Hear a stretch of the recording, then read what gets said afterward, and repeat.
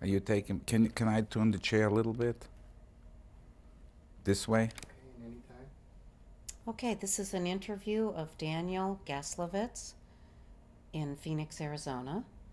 This is October 20th, 1995, and I'm the interviewer. I'm Nina Dorf, and the language we're using is English. I don't care. Go Yeah, ahead. that doesn't matter. I'm just correcting the fact that we are not in Phoenix, Arizona. We are in Scottsdale, Arizona. Okay? I am rolling. Okay. Can you tell me your name and spell it for me? My name is Daniel Gaslowitz. Daniel Gaslewitz.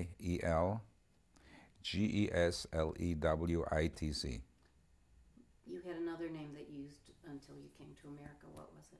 That was Gedalia Gaclevich. Can you spell that for me? Gedalia.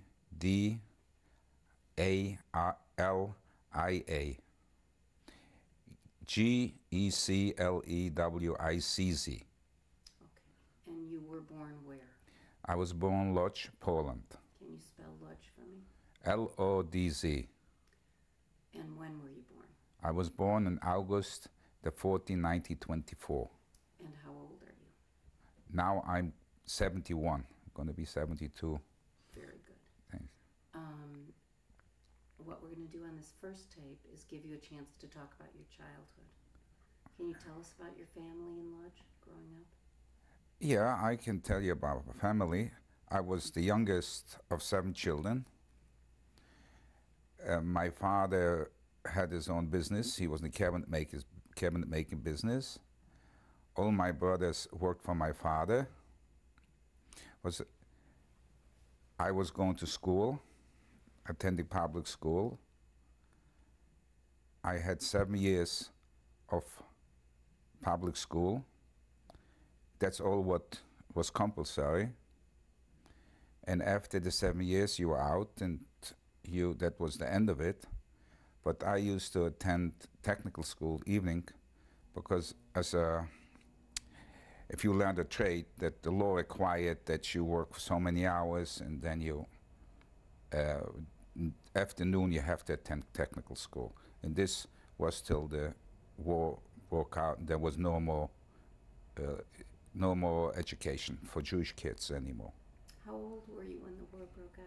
I was 15 years old. So you were in technical school at that point? At that time, the war broke out, was vacation time. But once after vacation, I went to school, and that was an assembly, and the principal, a friend of mine, made me get up and leave the assembly, because he said there's no more education for Jewish kids. Let's go back to before the war broke out, though, because this is a good time for us to hear about what it was like growing up in Lodz. Besides school, what was it like at your home in terms of a Jewish home? As far as a Jewish home, we were strictly traditional, religious. We had a Jewish, as far as kashrut, was strictly kashrut. We observed all the Jewish holidays, So can you tell me a little bit about some of the holidays that were important? Yom Kippur, first Saturday, the best day was Friday night, where the whole family used to gather around the table, and it was a festive meal, and the candles, and the kiddush used to make the wine, and the light was bright, and was very, very heartwarming. Looking back, it sort of was, every Friday was a gathering of the family, and no business, no nothing, and left good memories. Good food. Yeah, food that we could not eat a whole week, but on Friday we had food like chicken soup and fish and all kind of stuff that usually you did not get during the weekday. What was your part in preparing for Shabbos? My part was going with my mother to the market and help her carry the basket with food. We didn't have no refrigeration, so everything had to be bought fresh. So I helped to carry the basket, whatever. She would chicken, live chicken and live fish.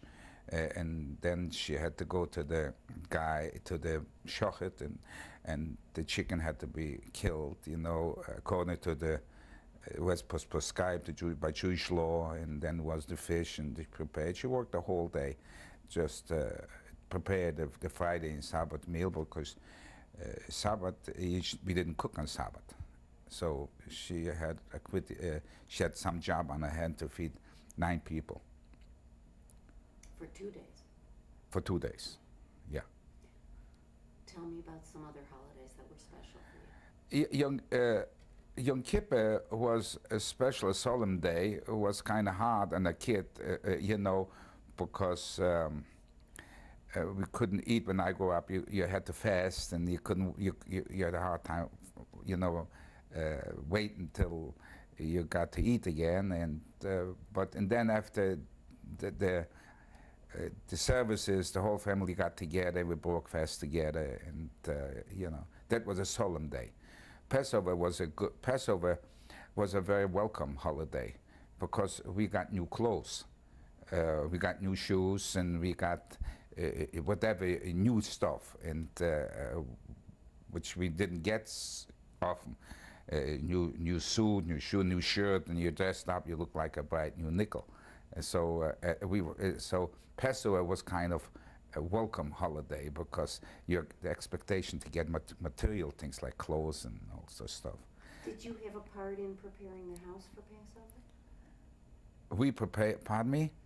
What was your job? My part was to do anything my mother asked me. There was a lot. There was go to fetch the matzahs and to keep them separate, and there was a whole operation Passover, because everything had to be cleaned and everything was turned upside down, and prepare food, different food, and but somehow it worked out, everything.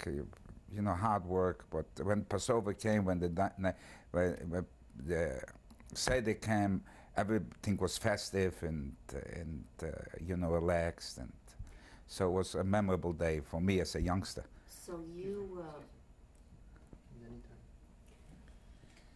what I wanted to know was, you said you went to pick up the matzah. Yeah. I know you didn't go to the supermarket. Where? No, the matzah was bakeries, and they were baking matzah. So you had to go to the bakery and take. There was not packed like here. You go and get the box of matzah. So you took a cover. I remember from a pillow cover, because it's clean. Had to be clean, and they used to fill it up, and they used to carry it home on my back because we didn't have any cars or something like that. So me being the youngest, and the other had to work, so that was my job, to bring the matzah home. That was one of my duties, and help out and whatever I was asked to do, I had to do. What do you remember from the Seder?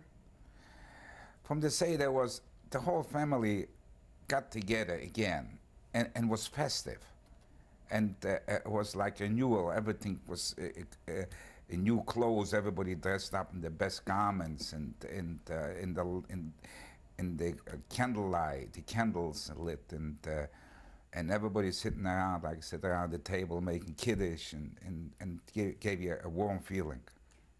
Who was there besides your brothers and sisters and parents? There was only That was- family. Mhm. Only family was at the Seder. There was no grandparents by then. No, there were no grandparents. My grandparents, my father came to Lodz from a small town, from a little village in Kielce, Oleshnitz, I guess it was, or something like that. I don't know exactly, but there was no grandparents. Only was immediate family. Are there other holidays that you remember as being? Oh, I remember Shavuos. I remember all the holidays. Sukkot and Shavuos was a nice holiday because the weather was nice and they were not so restricted. And there was Sukkot. We had to build a sukkah. That was my job, helping build a sukkah Where did you build it? in the back, in the front yard, in the front of the house. What kind building. of? Did you live in a house in Lodz? Yeah, Or of was course. it a building? Was a building. It was a building and it was like communal sukkah for more Jewish families. You know, only mostly the parents used to go and eat at the sukkah. The children didn't go. You know, the brothers.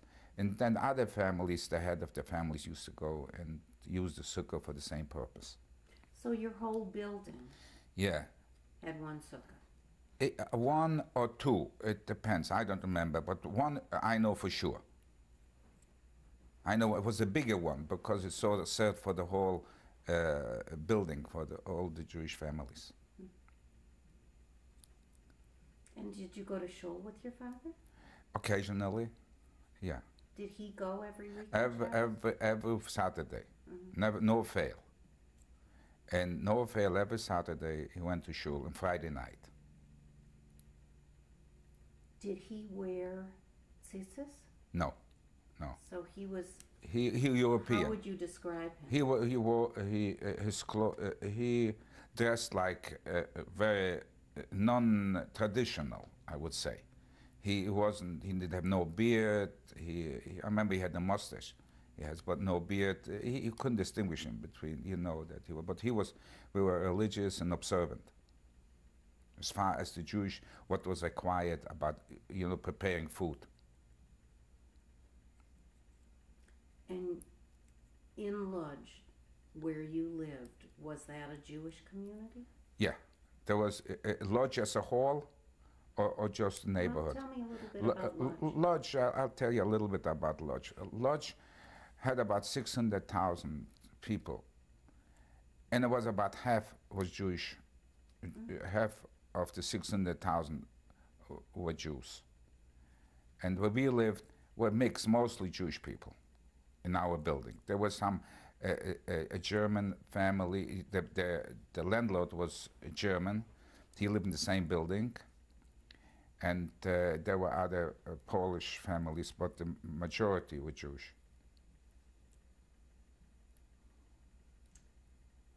And now go back and tell me a little bit about school. Because if you lived in a Jewish community, then was the school mostly Jewish? We lived was a mix, but I attended a strictly Jewish school. The public school? Public school was Jewish. And what was always a problem because the animosity between the Polish people, and they were always used to welcome home school. They used to beat us up, or try to find and hit us and so forth. It was always a problem to watch out for yourself, not to get into the wrong place, because you're always the danger that you will get hurt. They didn't kill you, but they'll beat you up. So by living in the city, you knew what street to go to school and the time. In other words, they let out the schools at a certain time. They let out us at a different time, so we should not, meet some. So you should separate them. We always try to separate ourselves from the Polish kids. That the different schools let Some, the children yeah, out at our different school times? we let us out at a different time, because if they at the sometimes same time, there was always the danger of them ganging up and beating up the Jewish kids. So your school, even though it was a government school, Yeah. was all Jewish kids. All Jewish kids. What language did they use in Polish. school? They used Polish. Polish. So where did you speak Yiddish? Home. Strictly home we spoke Yiddish. In between our friends we spoke Yiddish too. Yiddish was the main language, I would say. Polish too, but we used Yiddish a lot. Everybody spoke Yiddish. In the street In the street, yeah, everybody. with your friends? With friends, relatives, everybody. In the marketplace? In the marketplace, at the workplace.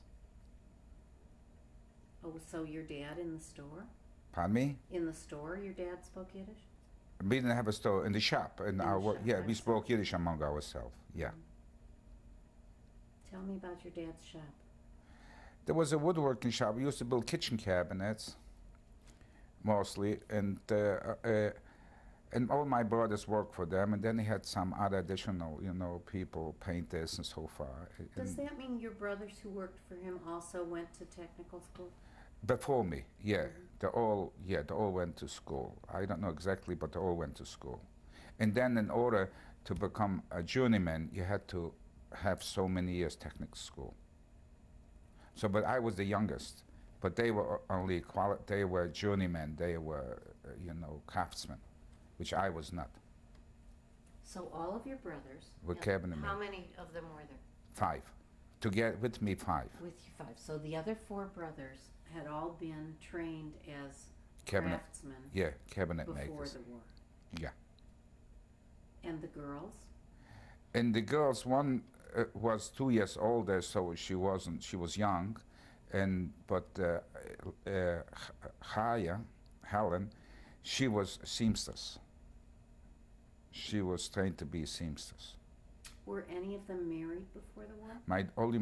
Before the war, my sister got married. The older sister, Helen. Helen, got married, and she had a boy, What was his name? Yossel, and she had a boy.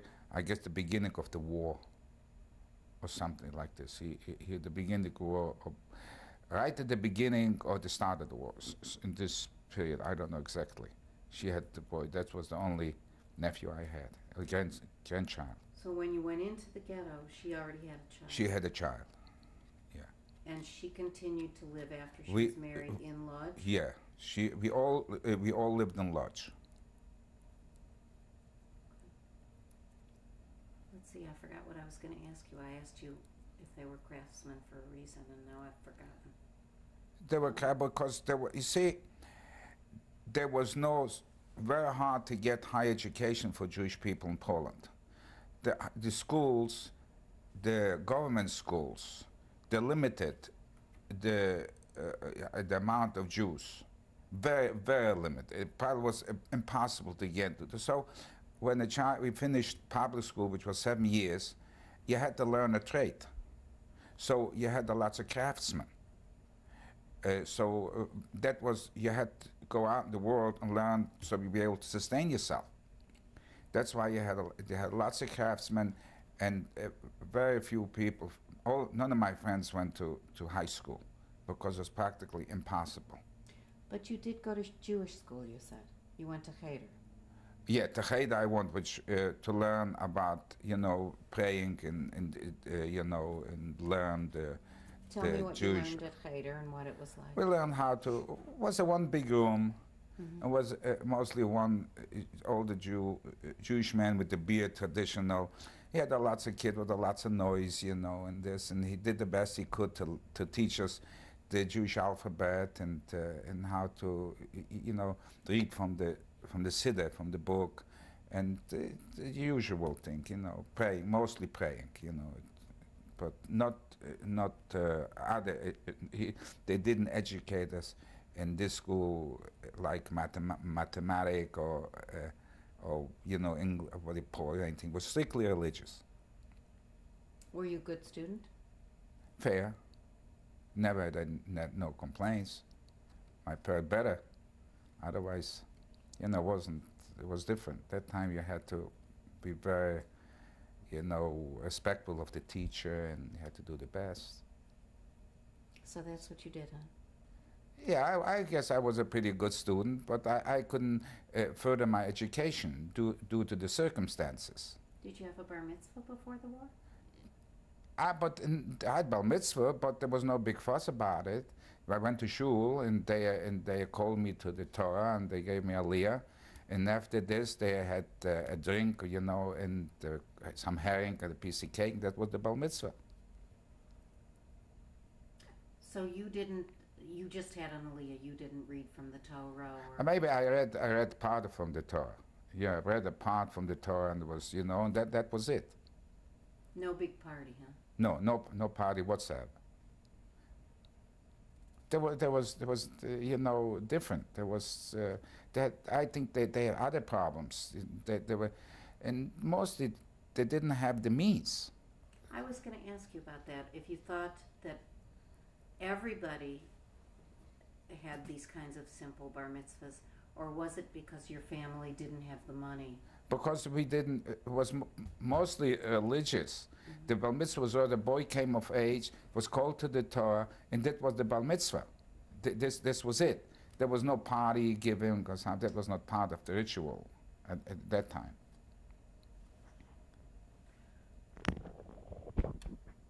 Okay, what else do you think you want to tell us about your life as a child before the war?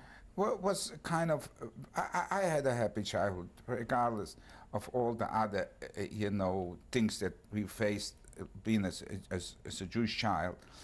It was a close-knit family, and I didn't experience any, like I am, being deprived of anything. We was enough food in the house, and we lived in 2 big rooms.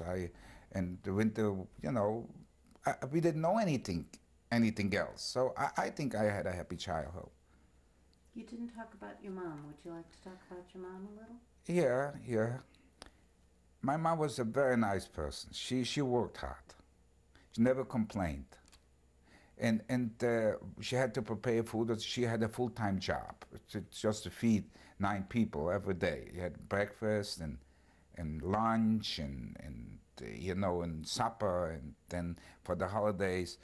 But she never complained because she had the means. We had the money to buy the food compared to other people that problem feeding themselves. So in this regard, we were good off, because we didn't experience any hunger, or we didn't get all the food that we want to eat during the week, but there was no hunger, and there was enough food to eat. There was enough bread and butter and herring. There was no, let's say, cold cuts or other stuff, but basically there was always, there was no problem with food, and we were kind of always busy. The family, my father had the shop in the same building, and I could always go and do something, and I was never bored. So they used to send you down after school to work in the shop? That was voluntary. Oh. That I was not forced to, but after school it was kind of, I felt old brothers at work, and I was glad they let me do something, because they didn't trust me doing more. They let me do all menial things, that like sweep the floor and that thing. But otherwise, they didn't make me work. Till I finished school, then I started to learn the trade.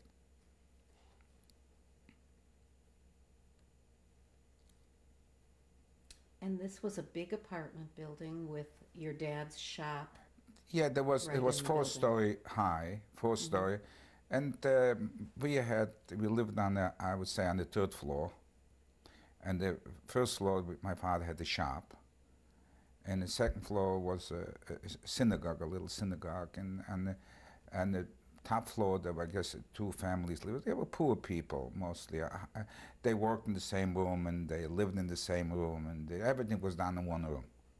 So compared to them, we had separate, so we were better off.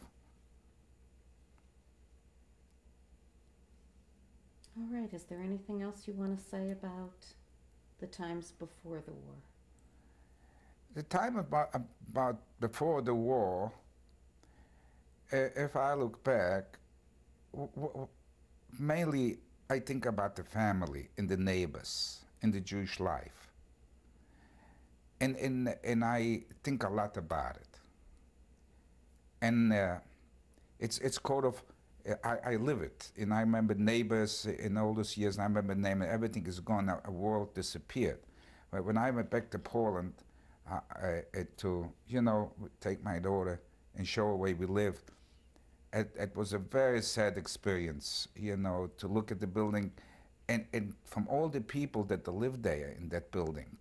And there were children, and nobody was left for me to say hello. So our whole world disappeared. It just disappeared, and this makes me very, very sad, and I cannot stop thinking about it. But otherwise, in Poland, while we lived, we were quite, content, and because of the family life and so forth. We had each other. You said that the kids always had trouble getting along with each other in school or after school. Not the kids. The kids, if it come to Polish kids and the Right. Jewish kids, Right. there was anti-Semitism. Okay. So there was kind of they were aggressive. They used to beat us up, you know. But between the Jewish kids, there was no problem. No, I was interested in between the Jewish kids and the Polish kids. We didn't mix. We as the Jewish kids, we tried to stay away from them. So you didn't have any Polish friends? We had not really friends, but we had in the same house that lived families. The Polish kids lived there, but we had no problems with them. And what, when did you start thinking, I mean, it sounds like anti-Semitism was always Always there, a part of your life. always there. You lived it. Okay, and when did it start getting frightening? When did you start knowing Was that something getting was even more as wrong? the German, as Hitler got more popular, more powerful, the Polacks imitated him, you know, with the laws, and you could feel it.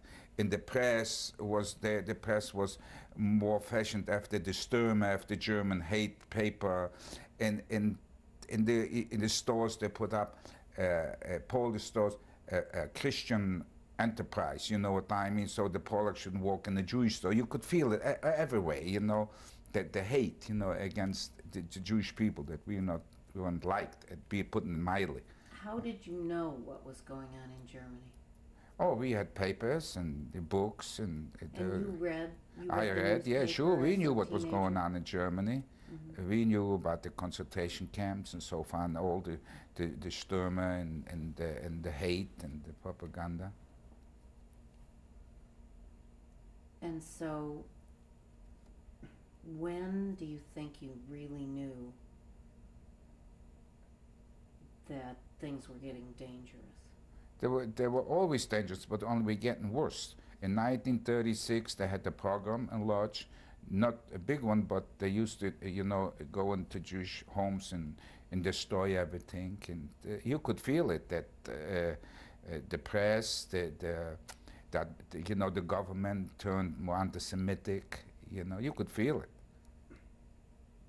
And did you ever talk with your family about leaving? We didn't talk about leaving. We just talked about the situation that we had no means to leave, and we lived for so many hundreds of years. And I was a youngster, especially me, I didn't think about leaving. If they talk about it, I don't know, but we didn't have the means of leaving. What did your parents say about the situation? They were always afraid, always talking about it's getting bad and it's getting worse every day. But we were trapped. You know, he didn't have a place way to go. So there was really no way to consider leaving. There was no place to leaving. We didn't have the means. We didn't have a place way to. And that was home. All right, we're going to stop now, Yeah. and then we're going to go on to another tape. What time is it? It's almost 11. Are you going to continue for another half hour? Then we have lunch. No, we're going to turn off this tape first. Now, Just a minute and let him finish.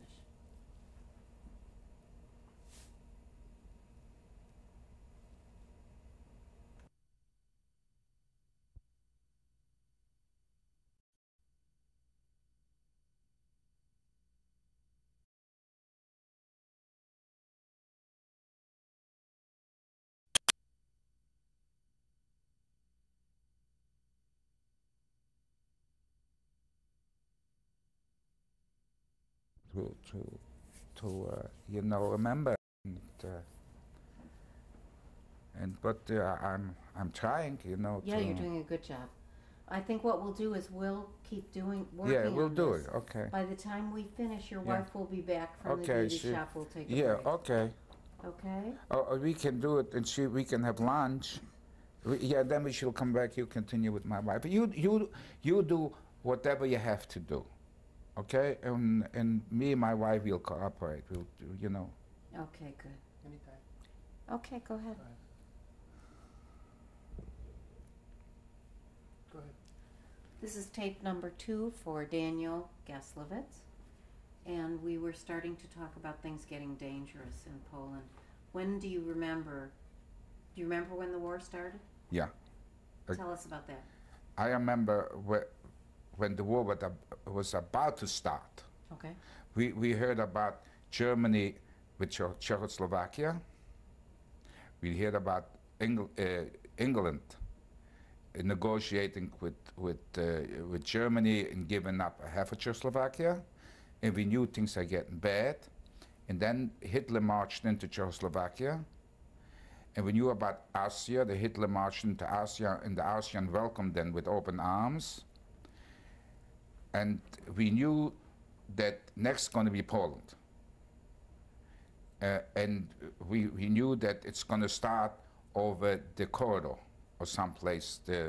What's the corridor? The corridor is where Germany was kind of divided. Prussia, between Prussia and Germany, there was Poland. It was a corridor to the sea, the Baltic. And the Germans demanded a corridor between Prussia and Germany. And we knew this going to be the next pretext for Germany to start the war, or Silesia, or part Silesia, or something. They'll find something, because we knew the Germans always find something like they found with Sudeten, Germany. Sudeten, Deutsch, that's Sudetenland, that was Czechoslovakia. So we knew it's a matter of time till we're going to have a war. And sure enough, the war started beginning of September, end of August. Were you back in school yet? No, I was home. Okay. This was a vacation time. And I remember my brother was in the army. My other brother was mobilized. And me being the youngest, I was home with my sister. And we knew that the war was going to break out, but we didn't know exactly when. And sure enough, the war broke out. And everybody was expected something. And it didn't take long. It took about 7 days. The German army entered Lodz. Okay. And things were no more the same. And I remember the German army marching to Lodz. Were highly mobilized, not mobilized, mechanized. The German army was highly mechanized? Highly mechanized. Those days, highly mechanized. You know, they were all rigid, you know, like those tanks and trucks and trucks and trucks. They were for a day they were marching, because to Warsaw they had to pass Lodz. There was no fights. The Polacks did not resist it. They gave up Lodz. So we didn't have any, destruction. Only the German plane dropped a couple bombs, and that was about it. And when they entered, Lodz was intact. Besides a couple buildings, they were damaged. And it started, as soon as they entered, they started to issue orders regarding the Jewish population. What kinds of orders? First, they did not allow we could not assemble men, could not assemble more than 7 men. You couldn't attend, you go to the synagogue. All the synagogues are closed. You could, lots of things. They couldn't do this, you couldn't go this, and if you had a factory, you couldn't operate it, and something like this. And then...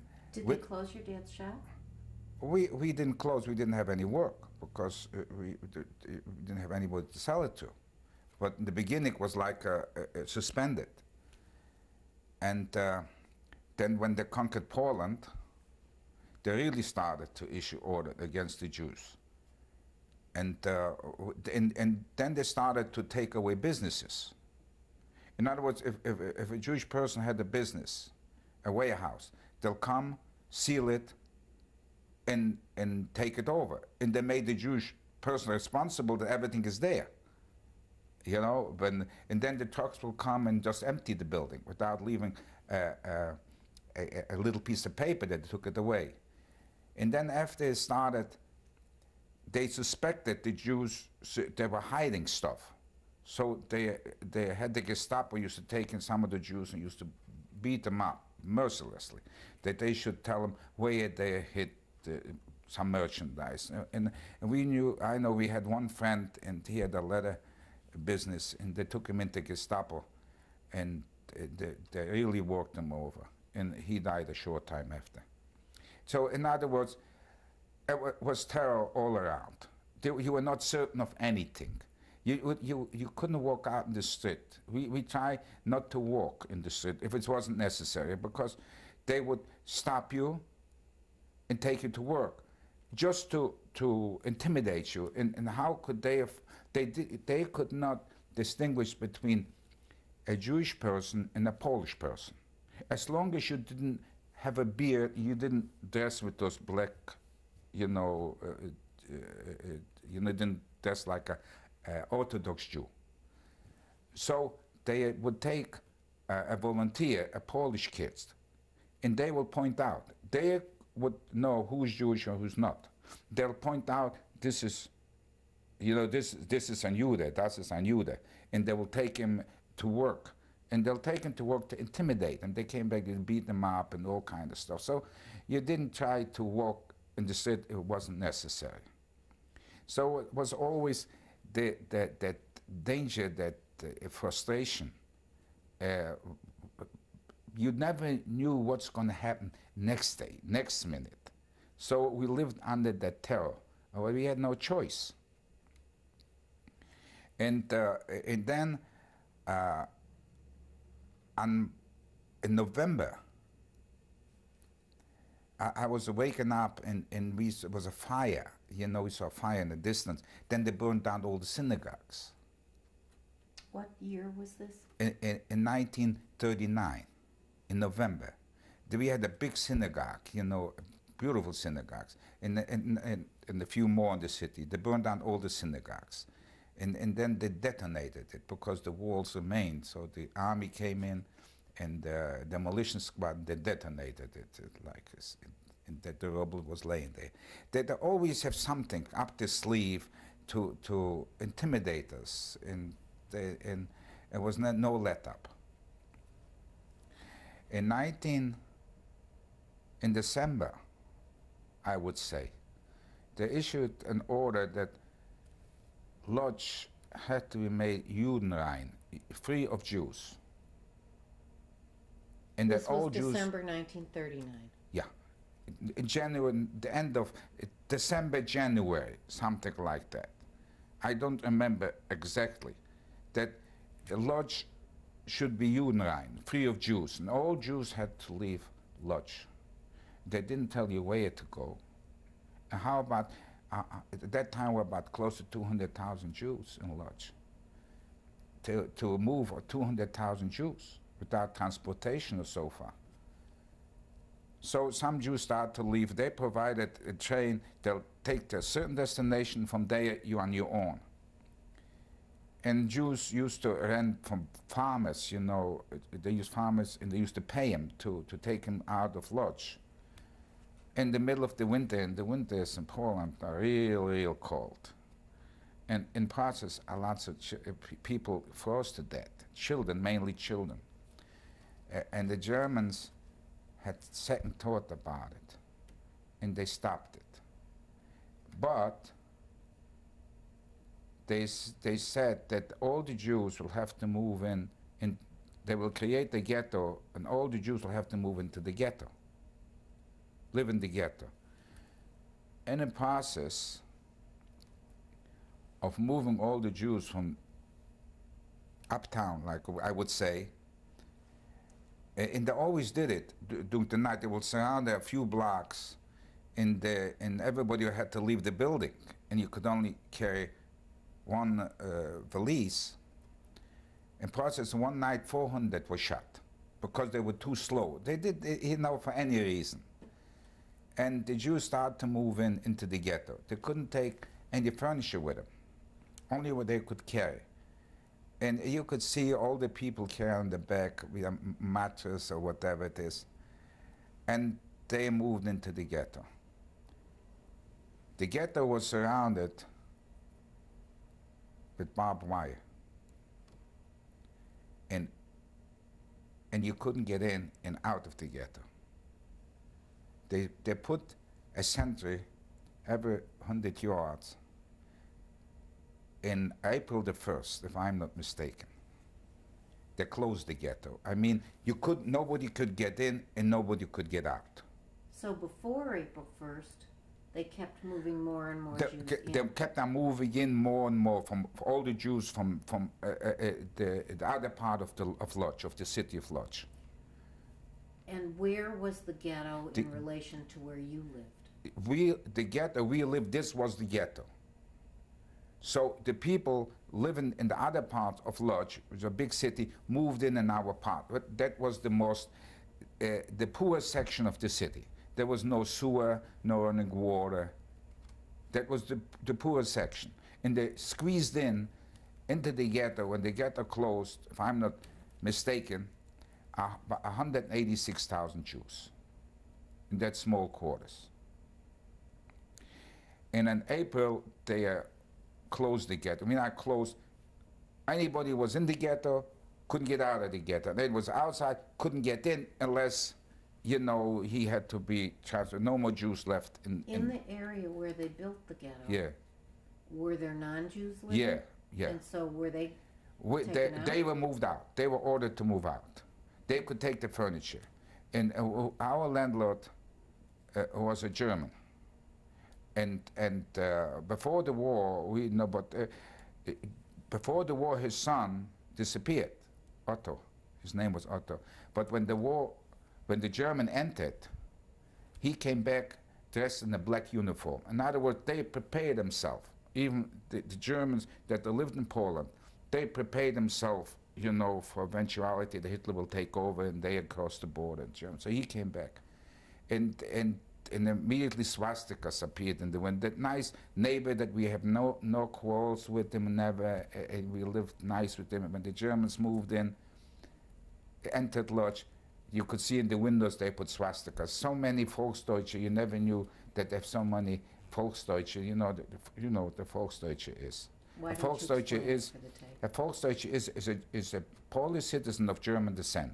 And when the Germans entered Poland, they became Germans, and they were called the Volksdeutsche.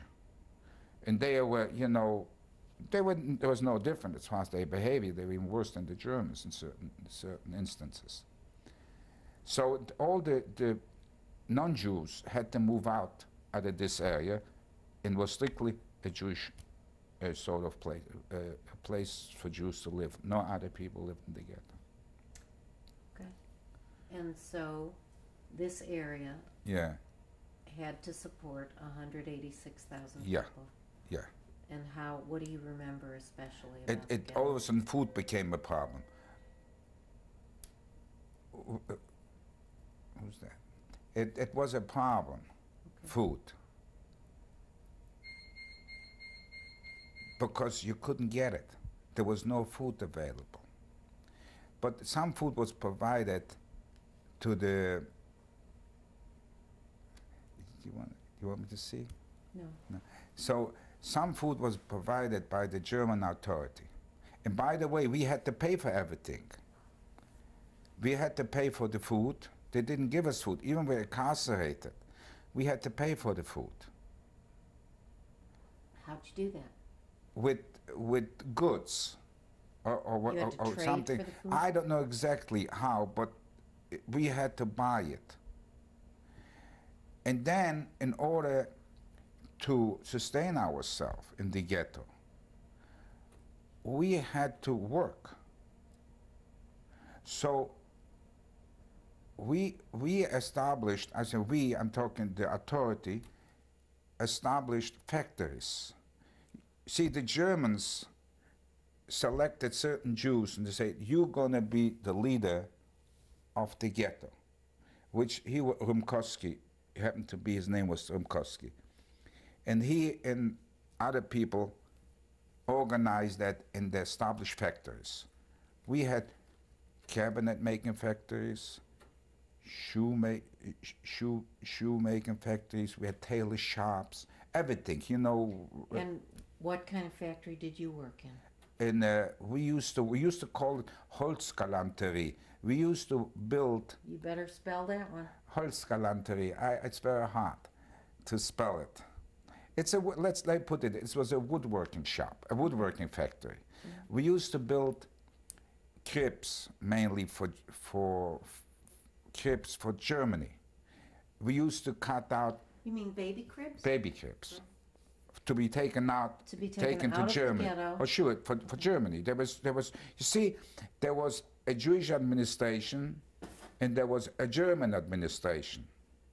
The German administration used to take the goods that we manufactured, and they was selling them into Germany, to German, businesses. Somebody at the door. Can I take the... No, we can't stop for that. We better stop. Can't stop. I mean, I take my wife. You were telling us about how they did business with the factories that were established in the ghetto. You were talking about that you worked in a wood making factory that made baby cribs. We made baby cribs, wooden shoes, and toys. The ghetto was run by Rumkowski in a committee. Can you spell Rumkowski for me? Rumkowski. Okay. So that he was the Judenälteste. Oh, okay. He was you call the Juden the head of the Jewish community. Okay. He was he wasn't elected. He was the Germans decided he's gonna be the one, and he created like a committee or whatever, and they are on the business of the ghetto. And were then they there was connected in any way with your family? no, absolutely. And then there were the German that they conducted the business from their side.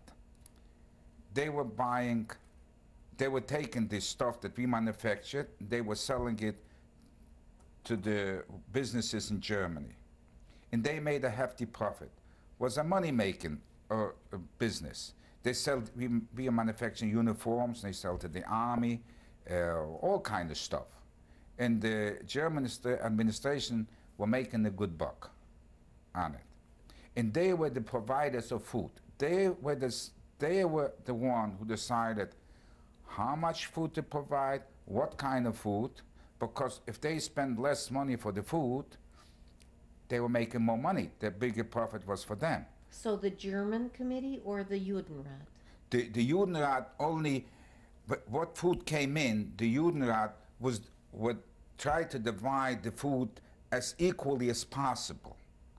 But to provide, they didn't have any say about providing the food, what was coming in from outside the ghetto. The German administration, they were the sole suppliers.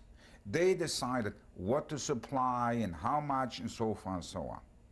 Only the food that came in the ghetto, then they knew how much food the Germans shipped in, and that was allotted so much, let's say 2 pounds of potatoes, or 5 pounds for 2 weeks. Sometimes came a little sugar or oil, and that was divided. You had those coupons, and they would say, for this coupon you get this and this and this and this, or whatever. You used to go to the store, and they used to give it to you. So there were stores, food stores in the ghetto? Not to buy, only was like they were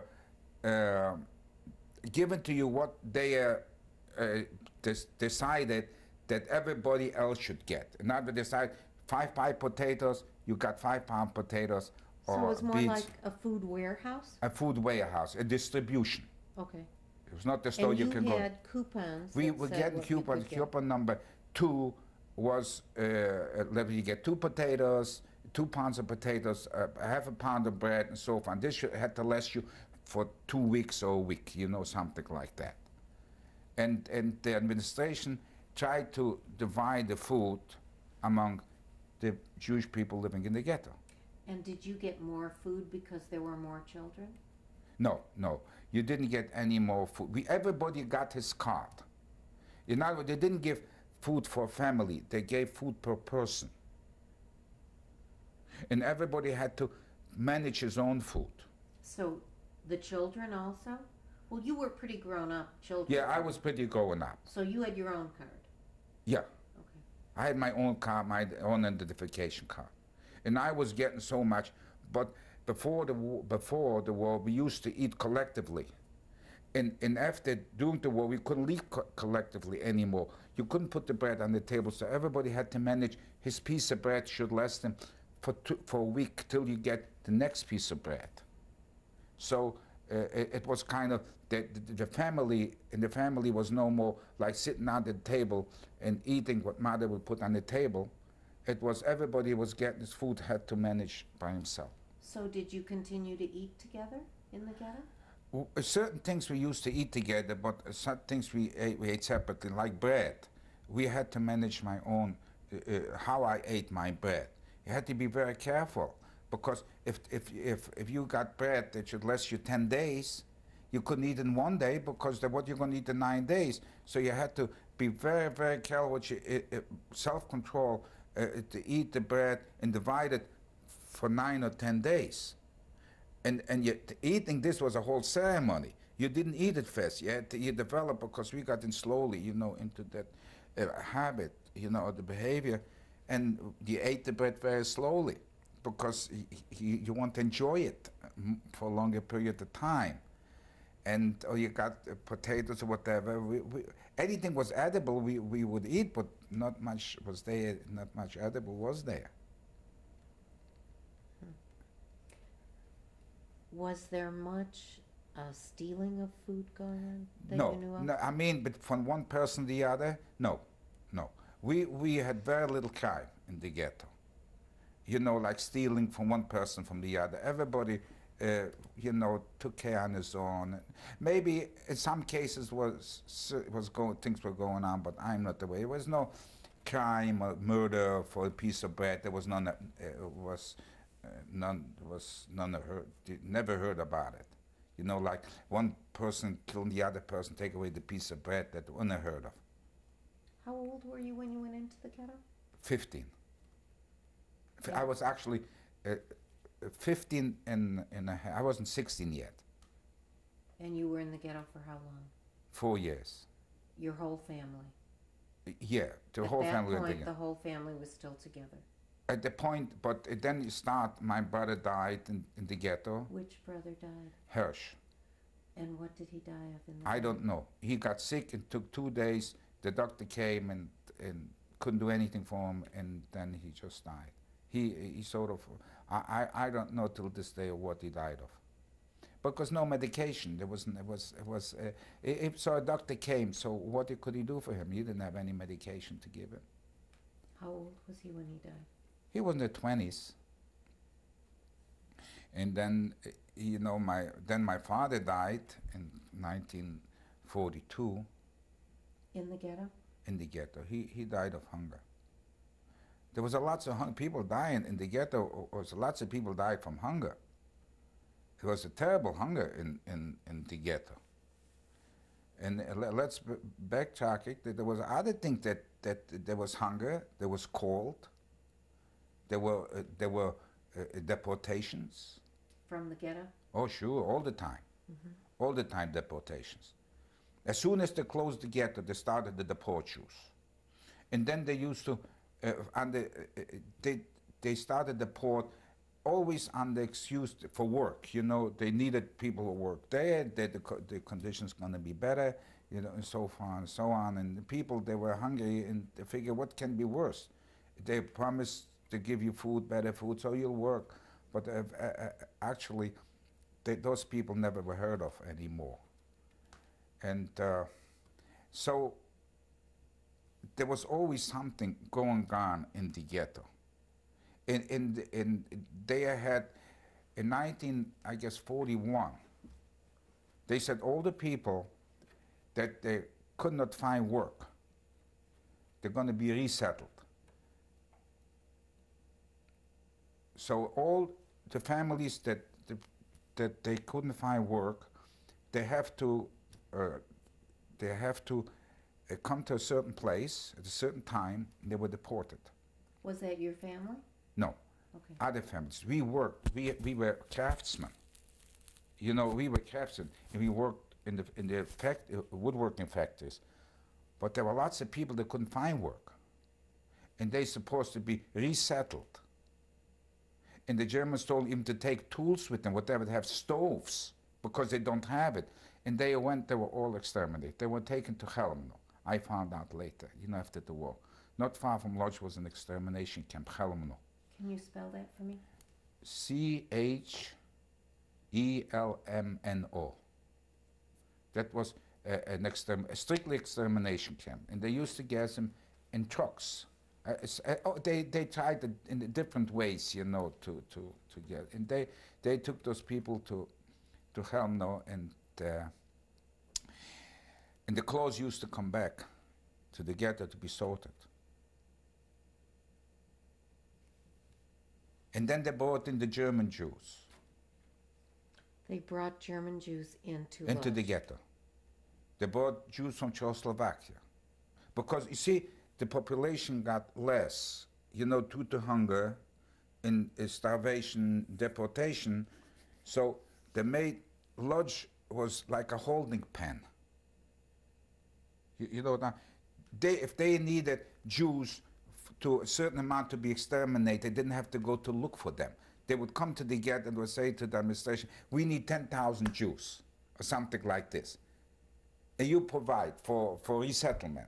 So they didn't have to go, look around for the 10,000 Jews, little village here and there. They were right there. So Lodz was like a holding pen for the machinery, for the destructive machinery that was going on. They brought in Jews from Germany, from Czechoslovakia, from Austria. And those Jews, when they came, they lived as free until they got together. But they got together, all of a sudden, when it hit them, the conditions, they hardly could take it, because that was, they lived a normal, they had food. I lived in Germany, when they came together, we lived already on a starvation diet. So you're saying that the Polish Jews in the ghetto were more adjusted than the other Jews? Yeah, we were more adjusted, because we slowly got into that way of life, where they came in and they didn't know where they came in together, and all of a sudden they were confronted with a different way of life. And that was a shock to them. It was very hard on them, and lots of them, lots of them died because they couldn't live on that little bit of food that they were getting. Well, we knew already the little soup, we knew how to manage it, but they were not used to that.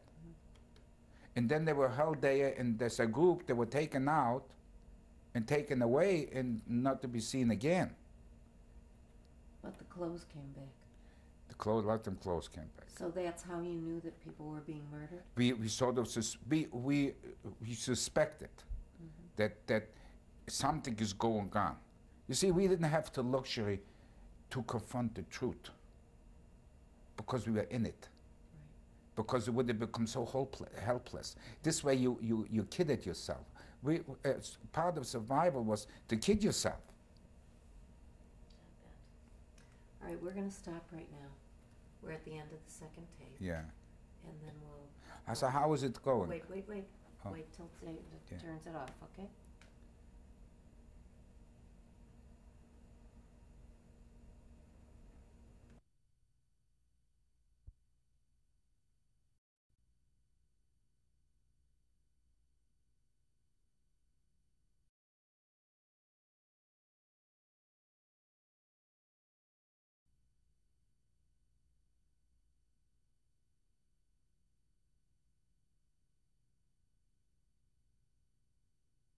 This is tape number 3 for Daniel Gaslovitz. You were talking about some of the details of life in the ghetto, and I really would like you to continue to talk about that. I'll tell you what. Why don't you start with? I'm curious about you were a teenager in the ghetto. What kinds of, was there any kind of social life?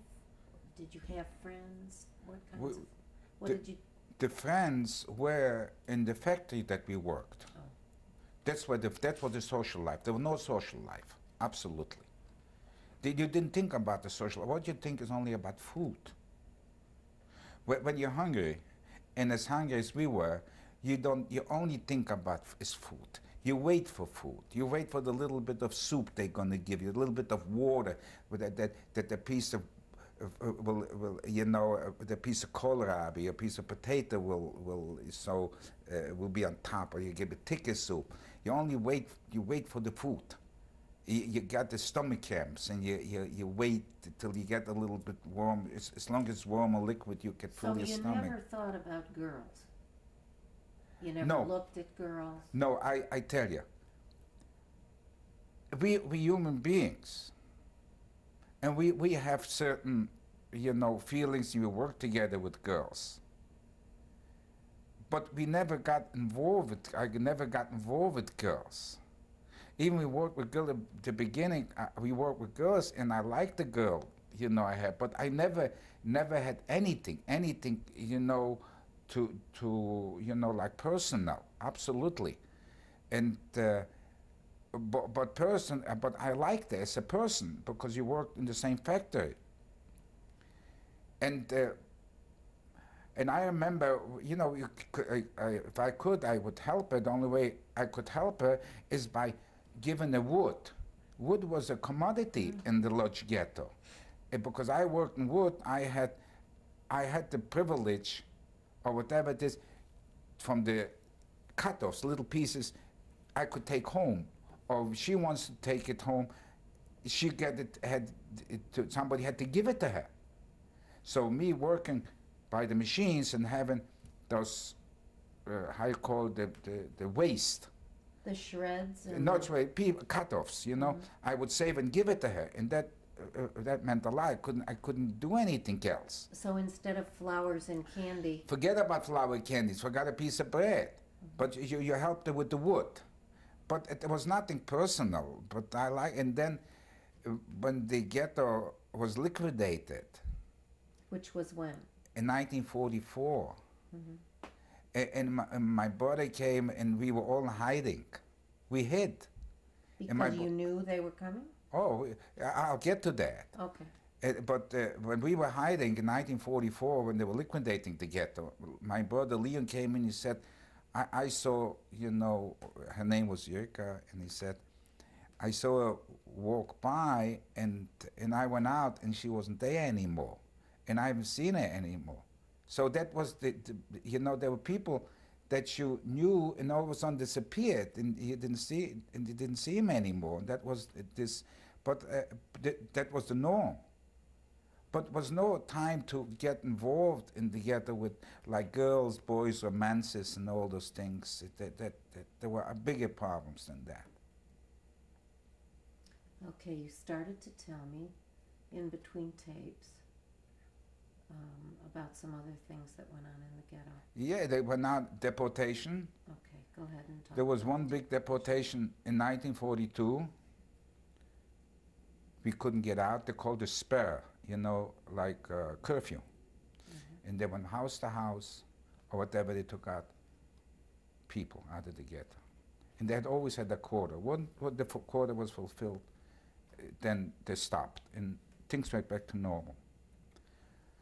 I guess in September in 1942, the Germans declared they're going to make the ghetto, instead of a ghetto, a camp, a working camp or something like this. They always have those gimmicks or something, reasons. Therefore, all the children have to be taken out of the ghetto. When was this? In 1942, September. And another thing, that the Jewish administration had to deliver those children to them. But it was a slow process. When they say children, what ages do they mean? They took them away. And put them on Under what trucks. age? Age was from 2, 3, 4, 5 up to 13. There was no thing. If then the SS came in, I'll explain to you. And they went into a courtyard, and there was lots of courtyards, and they made everybody come down into the courtyard. The assessment will point out, you go here or you go here. It was at his whim. And now we see children. If he was, in his opinion, he was old enough, he made him go one side. He was younger, he was taken to put on the other side, was taken away. He was taken out of the ghetto. In trucks or? In trucks. In the process, the Germans, the Jewish administration was too slow, so the SS came in. And in the process, they used to throw out kids out of the window, right on the truck. They used to smash their heads against the wall.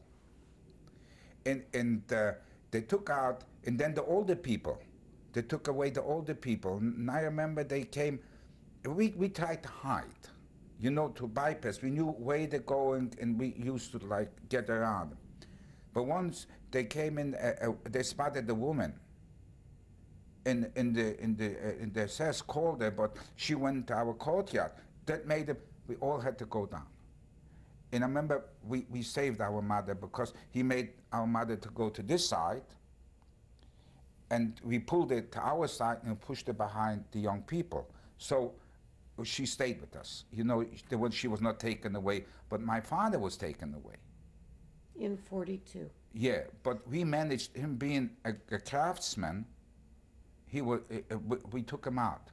The factory that he worked at said that he's a very very good craftsman, and we managed to take him out. Shortly after that, he died. He never, because it was terrible. He used to take him to a certain spot, and from there they used to take him out by trucks. Let me go back just Yeah. for a minute to the time when they took the children Yeah, away. You had one sister with a child. yeah. She had one sister with a child. What We happened? hid it. Oh, you hid. We hid the child. But once that action, how do you call it, the curfew was over, and they got their amount of people, they left. They were satisfied. You know what I mean? They were satisfied. The norm was to deliver 20,000 people. 20,000 people were taken out together. Things went back to normal, so to speak. I mean, for us, they didn't bother to come in because the Germans didn't come into the ghetto, So except when they had to do something. What happened to your nephew? We hid him, and then he was taken 1944 to Auschwitz with the mother, and then he was gassed with mother with his mother and my mother, when we were together. I'll get to that. Okay. So the children, we took out the children. It was a terrible time. You had to hide, and you forgot about the hunger. Even we were hungry, you forgot about the food. But somehow the family managed to stay together after the occupation. Except my father died right afterward. He died from hunger. All right. So by now, We were less father two is brothers. gone. My father, my brother's gone. okay. My sister Hirsch is gone, Okay. and my father. Okay. Now, in 1944, they liquidated the ghetto. There came an order that they will liquidate the ghetto. And the liquidation started in June. And again, they were always deceiving the Germans. And they said they are going to move the ghetto, not liquidate. They're going to move from one place to the other, to a safer place, but the Russian front is coming close, and they will, that's going to be fighting. So factories should be moved as a unit. But we didn't believe them. We didn't, follow their orders. And we hid in the ghetto. How did you find hiding places? Where did you hide? We hid any place we could find. We thought this a place, and we were quite successful. We hid in our house. There were where the German family lived. They had 3 rooms.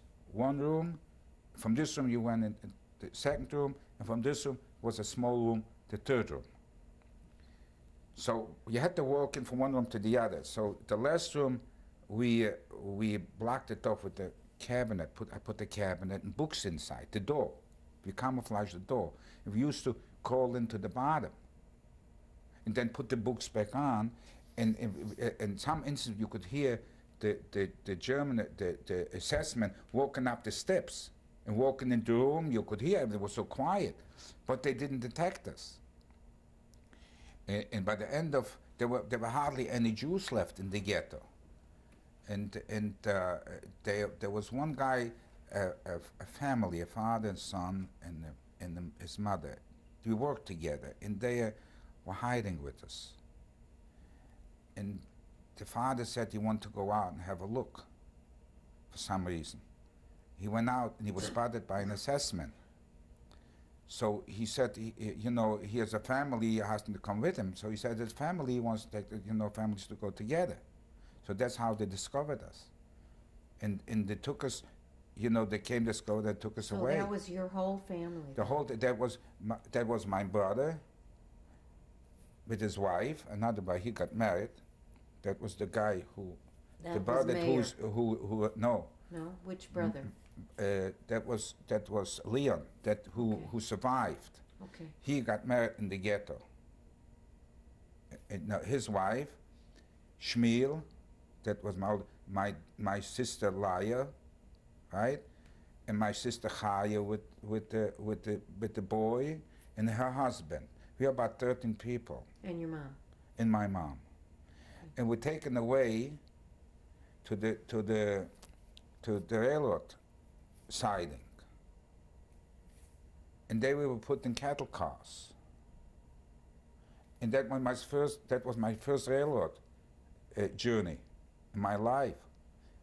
And we looked out the little window, I saw the fields and everything, but we didn't know where they were taking us. And they took us to Auschwitz. I found out later. And when we got to Auschwitz, it was early in the morning. And the doors opened, and there was the shouting, that raus, raus, raus, schnell, mach schnell, this all, in German. And we managed, one was falling after the other, and then we found ourselves on the siding, on the railroad, on the platform. And we were then divided, they pushed us to the end, and then we saw a German officer, and they made us walk toward the German officer. And the officer, we didn't have any idea what's going on.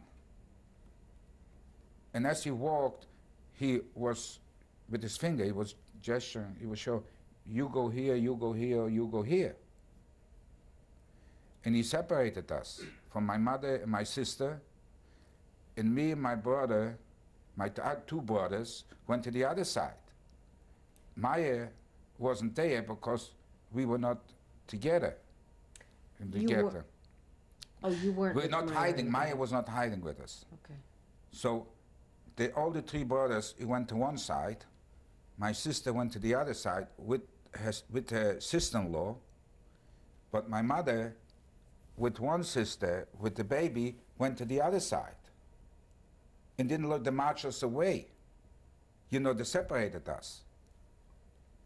And we were taken to Birkenau, or we landed now to Birkenau, and there we were stripped of everything, and we were shaved, the hair and everything, and they were issued those uniforms, the striped uniforms, and the terror started. Everything was terror. They dehumanized us immediately. They had helpers, and we wound up in Birkenau.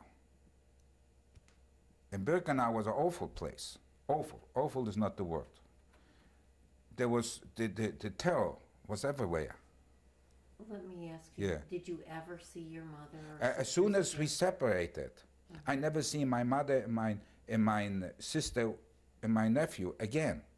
I found out later that all the people are taken to the gas chambers.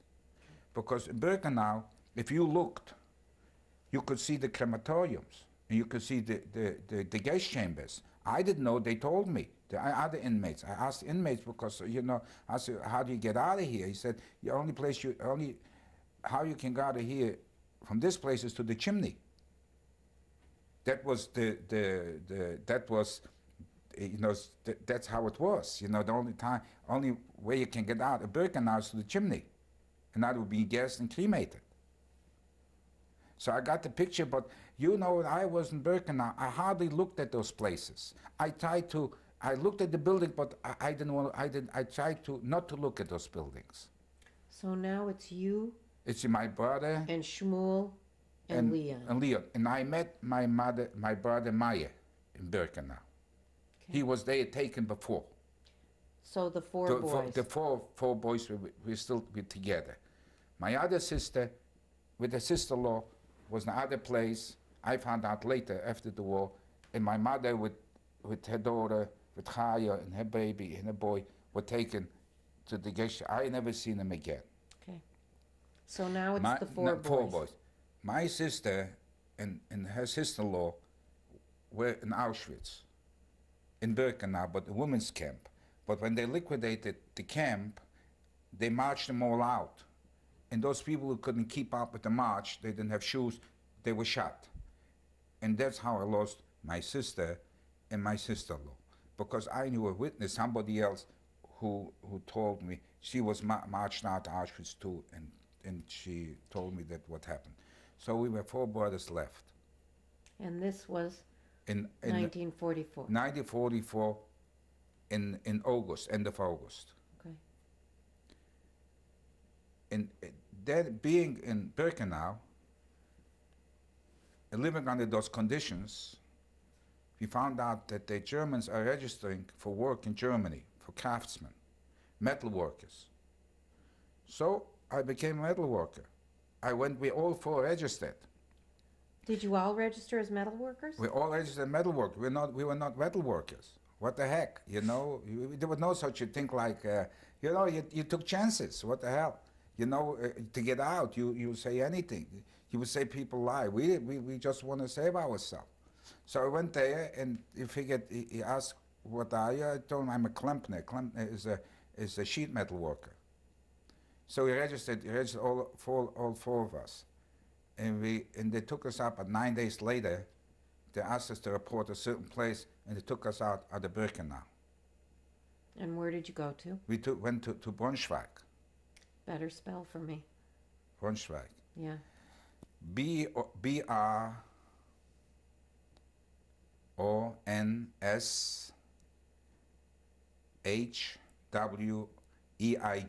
Good. And they took us to Braunschweig. We got to Braunschweig, and from there we stayed in one camp, a small camp, and they took us to Wechelde. Spell? Wchelde.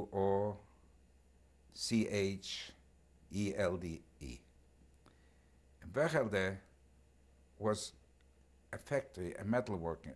They were building parts for trucks. It was a big building, and in there they were assigned to a German worker. We called them masters, you know, and he would show you what to do.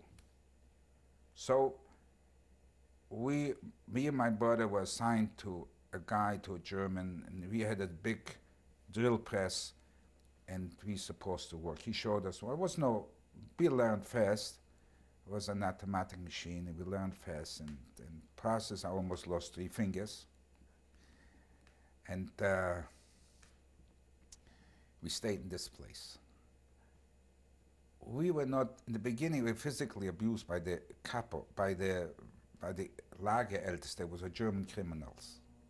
But the worst enemy there was the cold and the hunger. There was no defense. You know, it was a constant hunger. We get that little piece of bread and the soup, and that was it.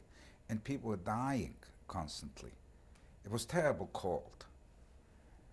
And in this camp, I lost my brother. Shmuel died in this camp. He died he got sick, and a day later I came in, he was gone. Shmuel died. Meyer got very skinny. It was like a process. In other words, you lived, somehow you managed, but all of a sudden it hit certain people. It was the end. It was the end of the road. And Meyer, Meyer hit the end of the road. He was nothing but bones, skin and bones. And then. When did he die? I'm sorry. I'll get Go to it ahead. in a minute. When they said that they're going to liquidate this camp and they will take us to Braunschweig, let me explain to you. We lived with the Germans in the same quarters, not the same quarter. The Germans lived to the side, the SS, and we had a big hall. We all slept in one big hall. But they had a kitchen, their own kitchen, the Germans, the German SS. And one German SS man put out soup to cool off. Meyer was standing and looking at the soup. He didn't take it. So the German asked him whether he would like to have the soup. He said, yes. Yeah. So he took a whole bunch of salt and put it in the soup. He made him eat it. Meyer got delirious. He didn't know what was going on after. Now we were deported. Next day, they deported us. They made us, we walked from Wechelde to Braunschweig in the winter. But Meyer couldn't walk, so they put him on a truck. But we got there, next day Meyer died. That's why I showed you the pictures. Okay. That he's buried in Wattenstedt. So. Spell Wattenstedt for me. Wattenstadt.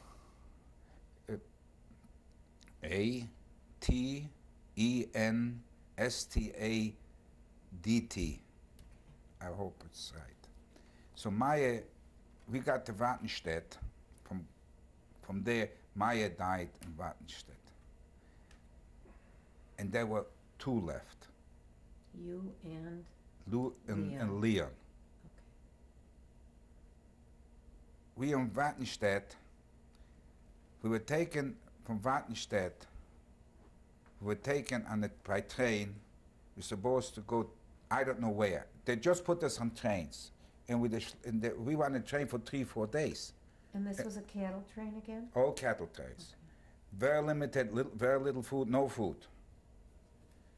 And always in process, people were dying. Sitting in the train, and they always squashed us in, a whole bunch of people.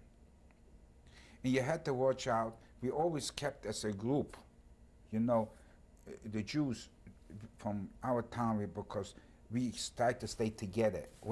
Besides the hunger, we had to watch out for other prisoners that they were paid by the Germans to finish us off in certain cases. So as we were, as a group, we were safer. So they put us on a train and they took us, we landed in Ravensbrück. We landed in Ravensbrück. In Ravensbrück, it was the same story as now. Can you spell Ravensbrück for me?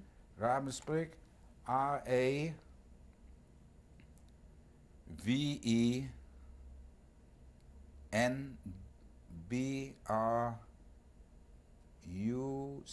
Ravensbrück, I guess.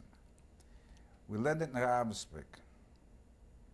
In Ravensbrück, conditions were the same as in the other camps. Always the hunger present. And then we went to a period where we didn't have water for 3 days. I don't know what the reason was, but we didn't have water for 3 days. Finally, after the 3rd days, they gave us water. Ravensbrück, we got packages from the Red Cross. was it was written in Yiddish and in German and in English. But the food that we got in those packages were no use for us. They were more did more bad than good. What did they send? They sent cheese. We haven't eaten cheese in 6 years. It's fat. They send us coffee, but we didn't have pots. We didn't have stoves, right?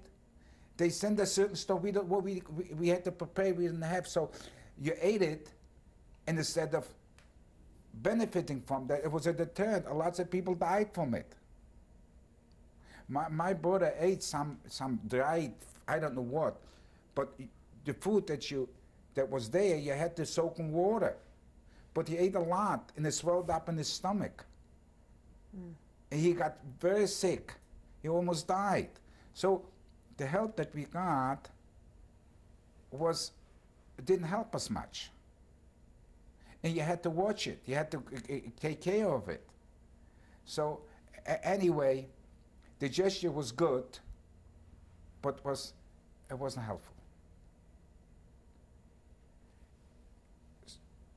And from Ravensbrück, they took us again, put us on a train,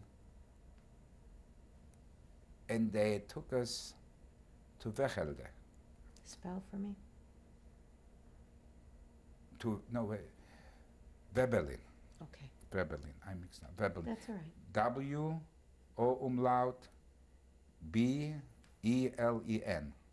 Okay. And I have a document here to show to you. We came to Webberlin, that was not far from Ludwigslust, and there things got real bad. The camp didn't have any floors, no windows, were just 4 walls. We were exposed to the elements. And there where I got sick. I got the diarrhea. And I could hardly walk anymore. On May the 1st, they put us on a train again. And we stayed in the train, but the train didn't move. May the 2nd, they let us out, but they didn't count us anymore. They usually used to count us. Every time you got out of the train, used to count us, and then when we went into the train, they used to count us. That nobody should be missing. But this particular day, they didn't count us. And around noontime, I was very sick. I could hardly get up. We knew something is happening, but we didn't know what. And then they came and they said that the French soldiers came to the wires. They said French soldiers, and we were liberated. I didn't have the strength to get up and look. I was such a bad shape. Where was Leon? Leon was with me. Okay. And still sick also? Leon was in better shape. That was good for me. Leon was in better shape. And we were liberated, but I didn't know whether we were liberated by the French. But they say we're liberated by the Americans. It doesn't matter because we were liberated. May 2nd. May the 2nd around noontime. And we were told on a you know how you call it, not officially, one prisoner to the other, that we shouldn't leave the camp. The camp was open, the door was open, we could walk out. That the American gonna send in ambulances and doctors, and they'll help us. So we should not leave the camp. So did you leave? No. Okay. I'm going to stop the tape now. Yeah. We're about at the end. And then I- we'll go on. Wait. Yeah. Okay. And then we'll finish on the next tape.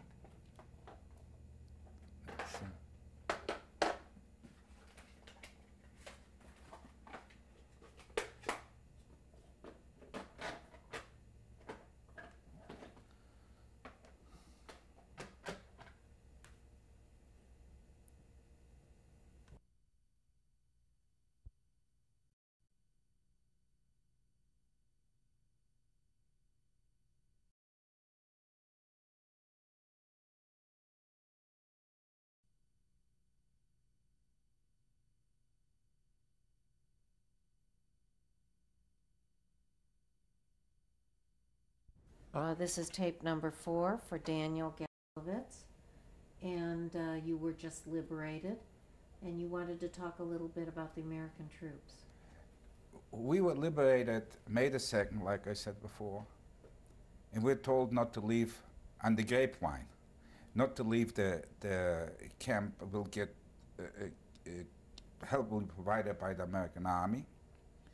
So we decided, my brother decided, and we had 2 more friends that we were close from Lodge to other brothers, that we will not leave the camp and we'll wait, see what's going to happen. But nothing happened. Nobody came to help us. So we stayed overnight. Next morning, nobody showed up either to help us. So we walked out of the camp. There was me, my brother, and the 2 other brothers. What was their name? Baum. They live now in Israel. And we walked out. I could hardly walk. If I had to walk over an obstacle, I had to lift up my foot, my hand, and put it on the other side or walk around it. I was in very bad shape and had diarrhea. And we walked out toward Ludwigslust. Can you spell that? Ludwigslust, L-U-D-W-I,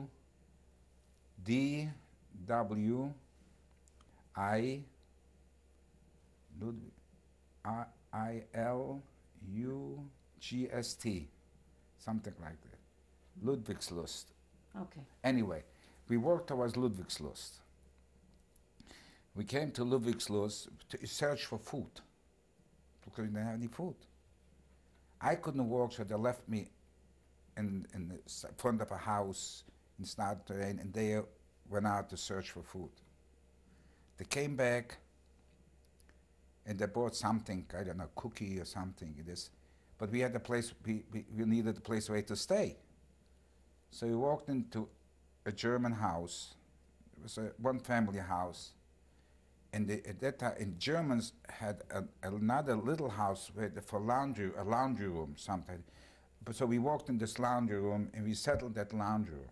We didn't take over the big house because we took the little house. The house was empty? No, we found out people were there, but they hid in the attic because they were afraid of us. But we didn't walk in the big house. We took the little house, the little room, one big room. That was the washroom, so to speak. And the first thing we took off our clothes, and we started the fire, was and we had to boil it because we had to get rid of the lice. We had lice, lots of lice, and they were eating us alive. So we started the process of, getting into normal, to get rid of, all those things that especially the lice. So, and I couldn't walk, so I lie down on the floor. They put a blanket or something, and then they sent down the grandmother to find out what's going on. Because, they wouldn't send down the daughter because they're afraid we're going to rape her or something like this. That was the last thing on our mind. But they were afraid. The Germans were afraid. At that time, you could do anything you want. We could have taken over the house and kicked them out. But that was not in our nature, to rob. We didn't rob. After the war, we didn't rob. So she asked my brother what's the matter with me, and my brother told her that I have diarrhea. So she came back with she cooked up some soup or something, and I ate it. And a matter of fact, it helped me.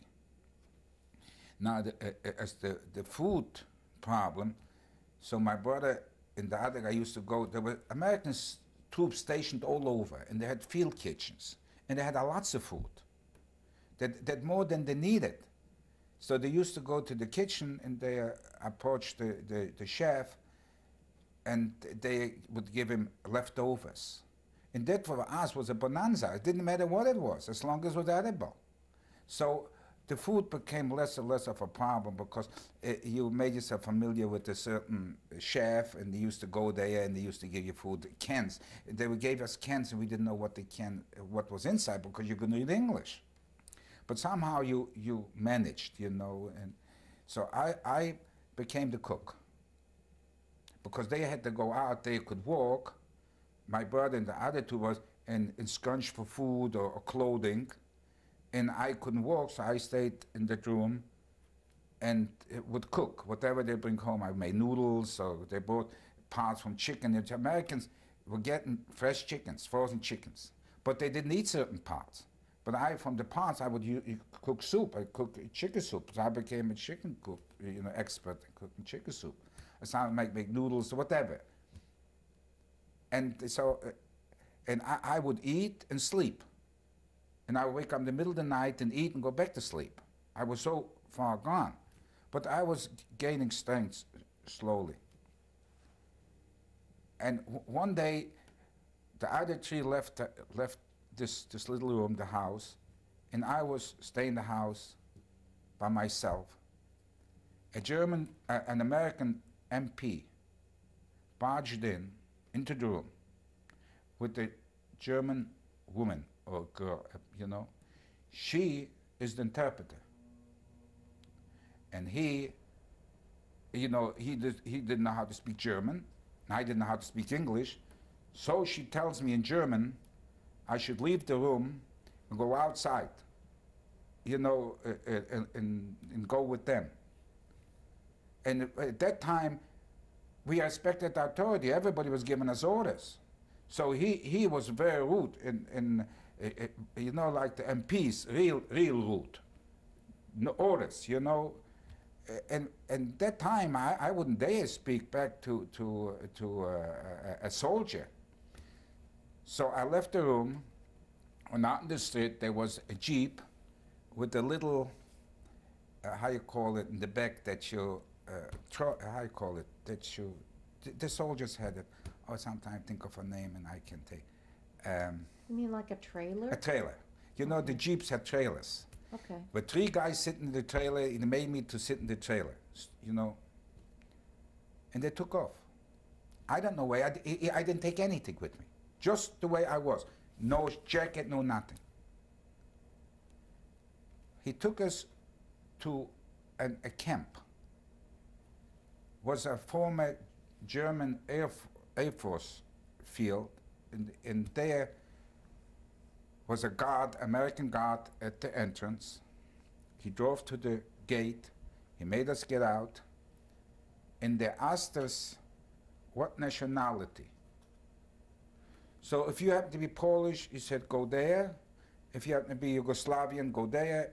And I happen to be Polish, so you go there. Because Jewish, being from Poland. And here I'm walking around in that huge camp. Could hardly, I'm still not well, could hardly walk.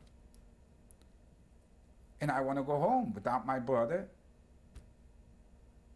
So I walk around, and there were former prisoners, Polish prisoners of war, sitting there in the group and talking. And I walk over, and I heard they speak Polish, and I asked him, Polish, how can you get out of this camp? And they tell me, over there's a gate, you can walk out of there. So I walked out of the camp. The camp was not guarded in the perimeter, it was only at the gate. I walked out, and I walked to the field and so far. I didn't know they had a curfew, but anybody, and there were soldiers all over, and I was approached by another sentry, American sentry, and they marched me back into the camp. Do you know what the name of that camp was? No, it was a former German airfield. Okay. There was not.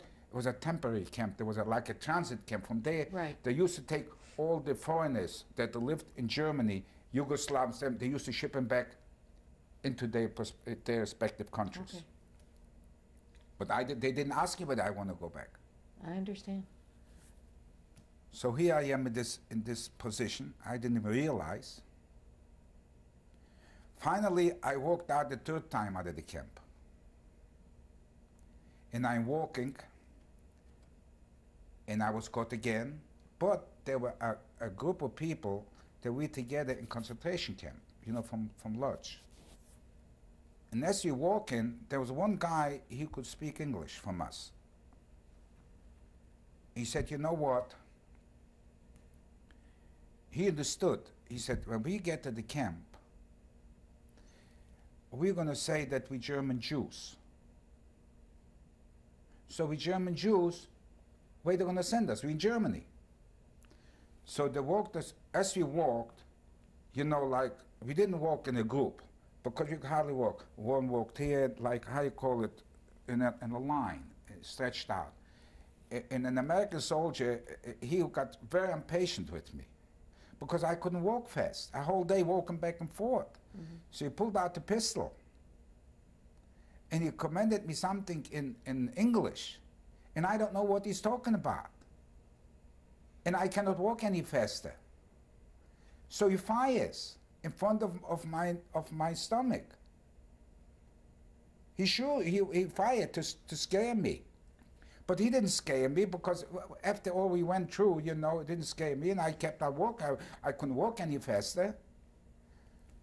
So we came to the third time to the same gate. And they said, you know, what nationality? And he said, German Jews, and we didn't know how. He said, don't talk Polish, don't talk anything, just German. And we could talk German good. He said, German Jews. He said, you can't come in here. That's only for foreigners, not for German Jews. You cannot come in this camp. So it was fine. It was fine with us. And we walked back. So as we walked back into the city. So we knew now the secret word, German Jews, you know. So as we were passing sentries in the way, we said, we're German Jews. And we got to the city, there was an officer, and he stopped us, an American officer, and he asked us, and we said, we German Jews. He said, yeah, it's a curfew, he said, till 5 o'clock. You walk in, you go into that backyard, he said, stay there till 5 o'clock. 5 o'clock, you're free to go. So we went to the backyard, and there were other people. Nobody could walk in the city. And after 5 o'clock, we could go back home. But I didn't know where my home is. I never went out of this And room. you didn't know where Leon was, right? I didn't know where Leon was. I didn't know what happened to him. And I didn't know where our home is, where I'm staying. But I knew our house was not far from the railroad station. So I asked people, the Germans, where is the Bahnhof, you know, in German. So they directed me, and being in this particular, by the bar, I found the house. Then he came back, and the other two brothers. He wasn't taken because he went to work in the morning. He worked in the kitchen a whole day, and he wasn't exposed to it. They would go from house to house, taking out all the foreigners, and send them back to the respective countries. So I went to this ordeal, but so happened, I did not go back to Poland. I had, for some reason, I had sense enough, you know, to get out of there. And because I knew I had nobody in Poland, and the only place that was alive was my brother, and I didn't want to be separated from him. So this was a bad experience. I didn't realize at that time, when this was happening, what bad experience it was. So what did the two of you do after that? After that, we all four, the other two brothers, Yeah. we couldn't go any place because of our health reasons. We were not strong enough to travel.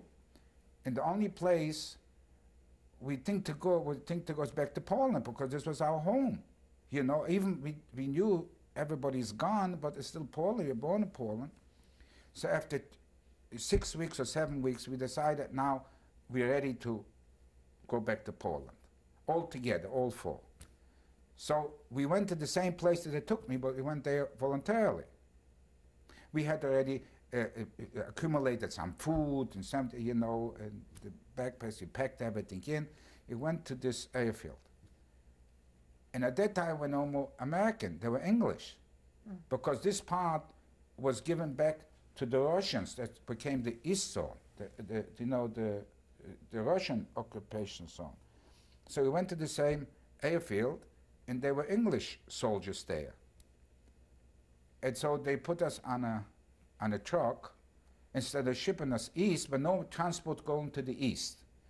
In other words, the border was closed. And they couldn't send us to the east, so they sent us west. And west, and they send us west. You know, we crossed the Elbe by they provide the American provided transportation, and we landed in Lüneburg.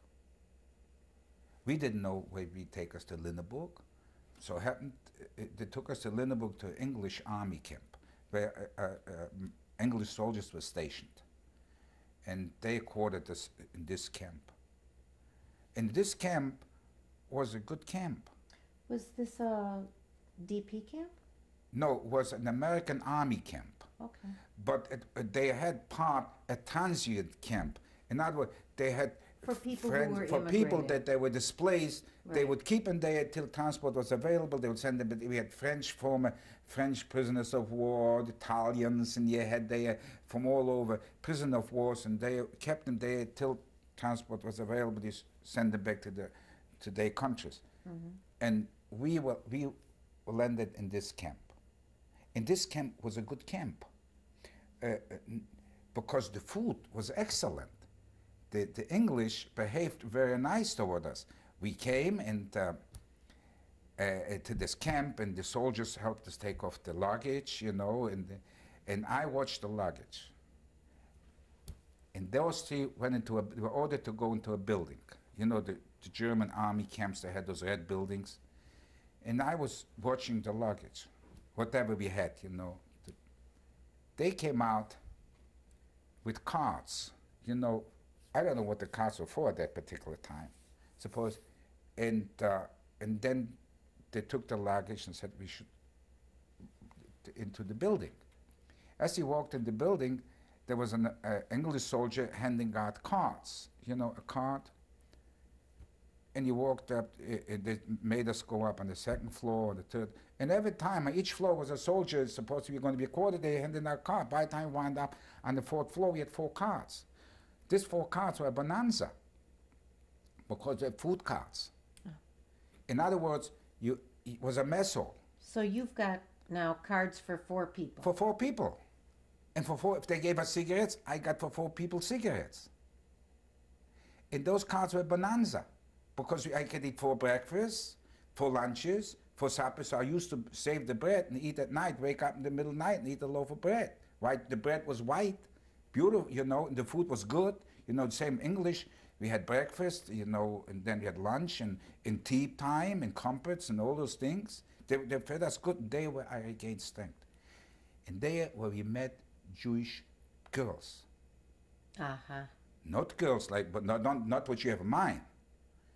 We walked in the street and we met 3 girls.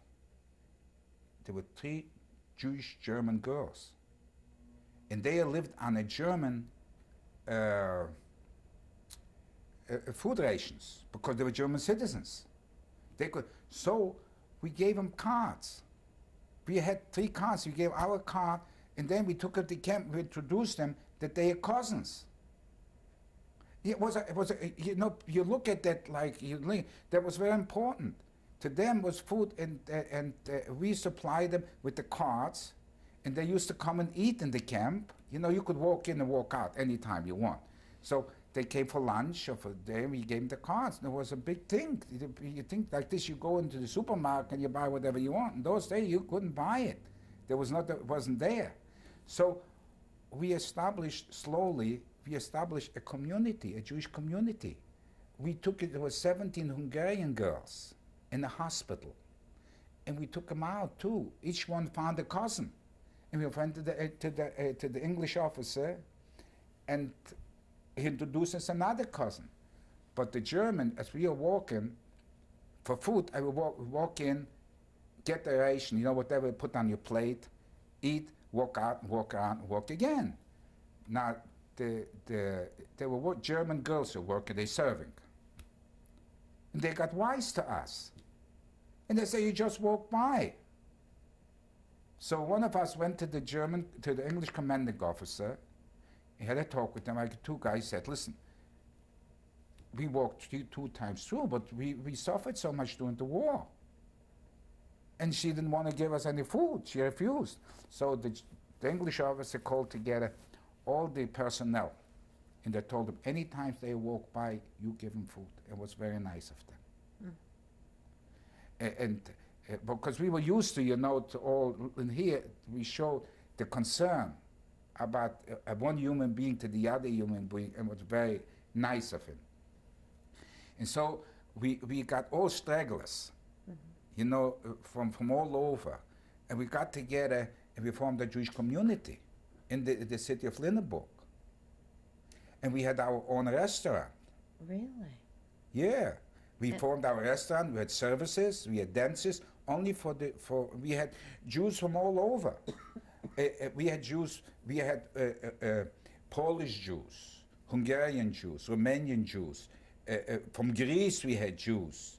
Then the English Jewish soldiers used to patronize us. They used to come and spend time with us every evening. That was nice, you know. And is this where you met your wife? Yeah, and I met my wife in June in 1946, And when did you get married? 1948. Yeah, but everything was coincidence. You know, the boys, most of them, the refugees, you know, the survivors, married survivors. We didn't go out in with German girls. There are plenty German girls for food, you know, at that time. We didn't associate with them. We stuck together by fate. So You you know. actually, you knew your wife for 2 years before you got Yeah. married. Yeah, I knew my wife for 2 years. And then we got married in 1948. Because the Jews, the survivors, the stragglers, we felt like family, not like we felt a kinship to each other because we went to all those things. So we supported each other, and the boy meets girl, and I know then we had weddings. All the girls were married in the same dress, wedding dress, you know, And who married you? a rabbi. There was a rabbi there? Yeah, there was a rabbi. He came from Belsen, Belsen. We were in Lindenburg, you know, the Right. famous Bergen-Belsen. Sure. There was about 40 kilometers away, about 30 miles. So he came and he married us. We had a strictly Jewish wedding. I have pictures of the wedding. That was already good. In those days, Sure. you know, were good. We already established ourselves. You know, we felt like human beings again. And so slowly, what a slow process of you know, getting back on your feet Yeah.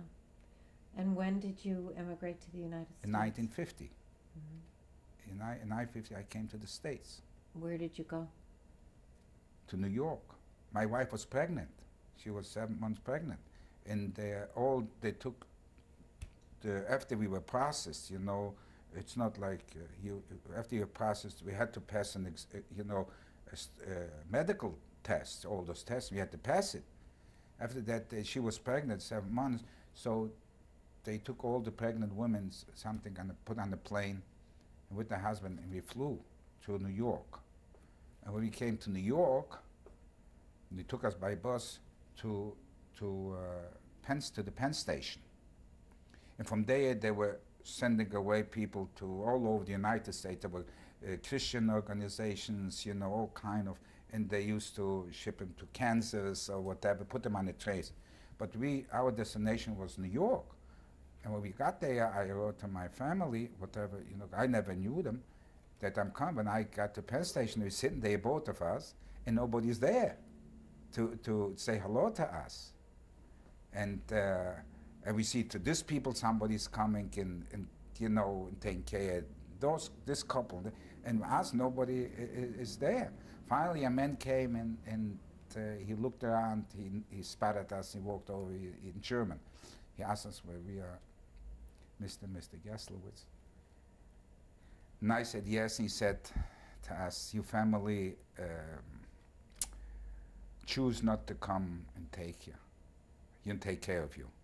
So we should go with him, or come with him. And we went with him. We didn't have a choice. We'd have gone with anybody. So he took us to the Hayas, you know, on Lafayette Street. And it was terrible. We didn't sleep. And so we went to there, and was, she suffered a lot, my wife. I could have taken it, but she was pregnant, and there was so noisy place, they terrible, and I had a cousin, and I figured you didn't come to me, I'll go to you. There's no pride, no, necessity. Took a taxi, and the taxi asked me whether he found out to the telephone book. He said, give me a name, I'll find out where he lives. He spoke Yiddish.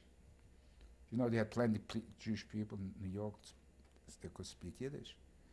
He took telephone, he said, I found her, she lives in the Bronx. He said, but it'll cost you $4. Do you have $4? I said, I'll give you $4.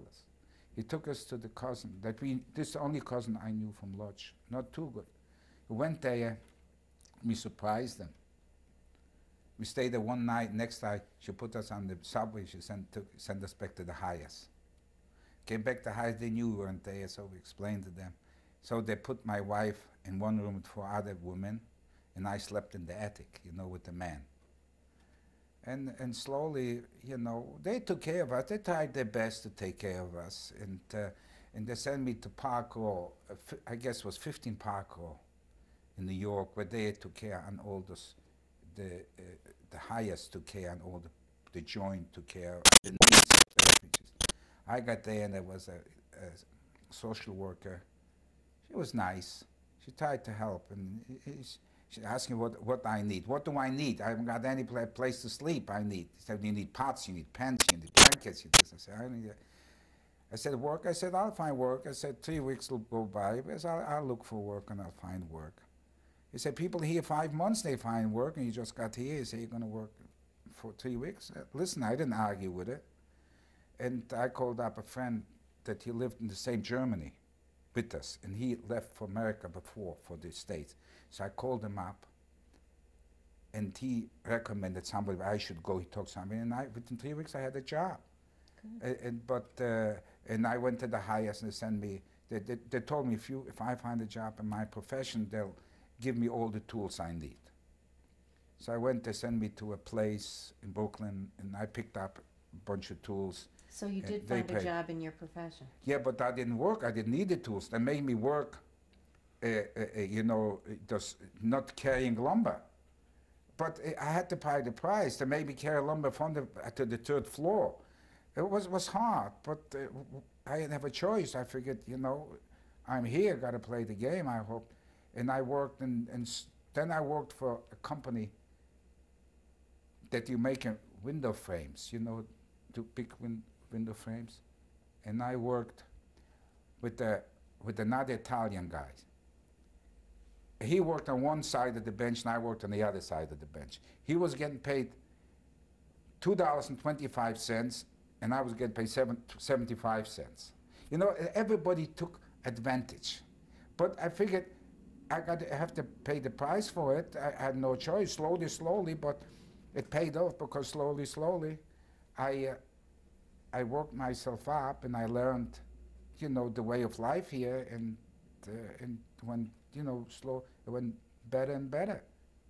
But it was not easy by a long shot, you know, but... So your first baby was born in New York? First baby was born in New York, in the New York infirmary, the women's infirmary. And they didn't let me go up to see the baby. You know, it was very hard. Yeah. You know, nobody, by yourself, you don't know the language, you don't know really. In my family, it's comical. My family told me, we had an apartment in Brooklyn, said, when she's going to get ready, call the police. What do I know? I called the police. 2 guys came, 2 policemen, 3. And the guy told me, it's no emergency. So he realized that I'm a greenhorn. He said, you know what, I'll call a taxi. And the hospital is supposed to go is New York. We lived in Brooklyn to go to New York. She said, I'll get you a taxi, but you look at the meter, and you pay him what's on the meter. He tried to educate me. So the guy took me to Brooklyn, to New York, and I left my wife in the infirmary, and I went home because they didn't let me stay there. And with the taxi, and the next day, I went to work next day. wait, 2 days later, I guess 2 days later, our youngest know was what? born. Oh, good. Yeah, We have to stop this tape now, Okay. okay? yeah.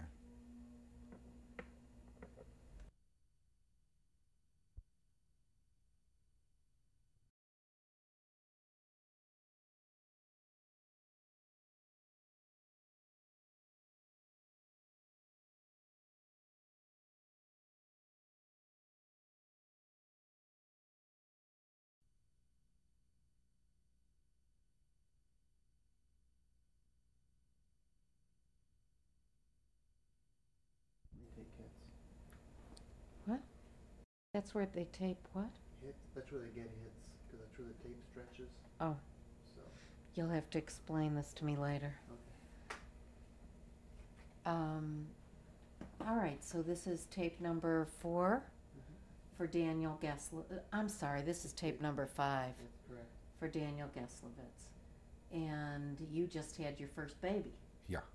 And it was a boy or a girl? A girl, And what did you name her? Merla, like my mother. She was named after my mother. She was the firstborn. Okay. And it started really, life took out the meaning. We were building a family again. It started, you could see the baby and growing up, and I got a real joy, and it, like establishing yourself, a continuation of the family. We had the feeling like we weren't wiped out. We still here. Even we paid such a high price, but we're still here, and that was the beginning of a new family, of continuation of my family. When did you decide to leave New York? We decided about in November. I didn't like New York. I wasn't used to that, to the subway in that hall. It was too busy for me. Too much commotion in the subways, and the distances, and we had an apartment. It wasn't for me. We didn't like New York. So what did you decide to do? We had a friend in Pennsylvania, in Scranton. So we decided to move to try it in Pennsylvania, Scranton. So we didn't have much to take. We only had a couple of boxes. What we have. And a baby. And a baby. And believe me, remember, my brother was that time in Pennsylvania. He came after me. He was in Pennsylvania. They sent a guy with the panel truck. He came and packed it up, and we went to Pennsylvania. And we rented an apartment. I went to look for work. And I found work in a store fixture company, a big store fixture company, in Jessup, Pennsylvania. And I remember I applied for the job. You didn't have to fill out any papers in those days.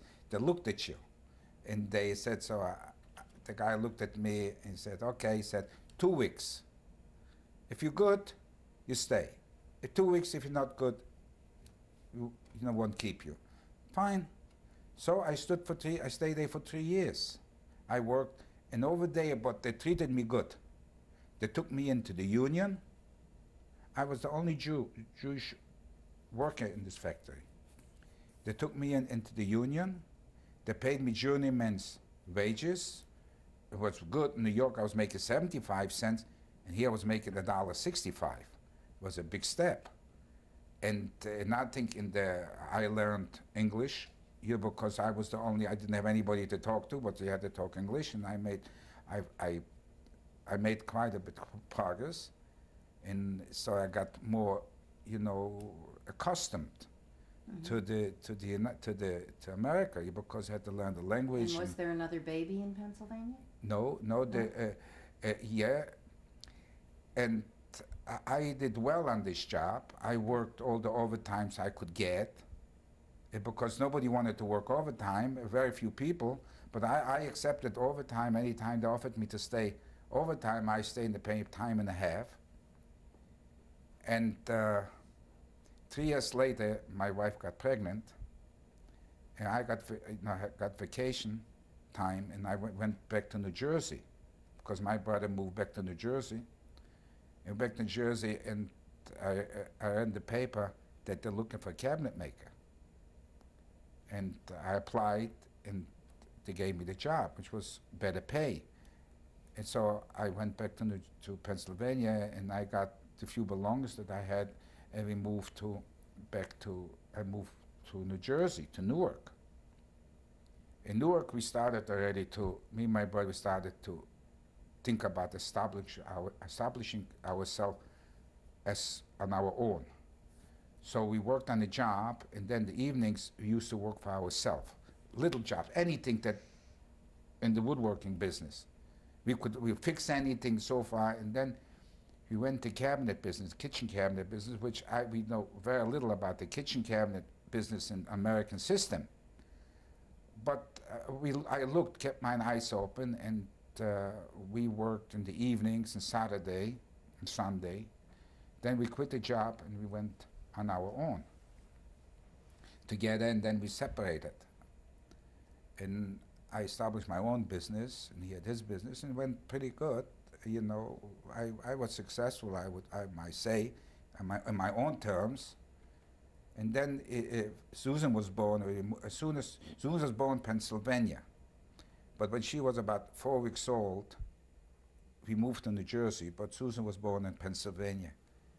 And we established ourselves in New Jersey, in Newark.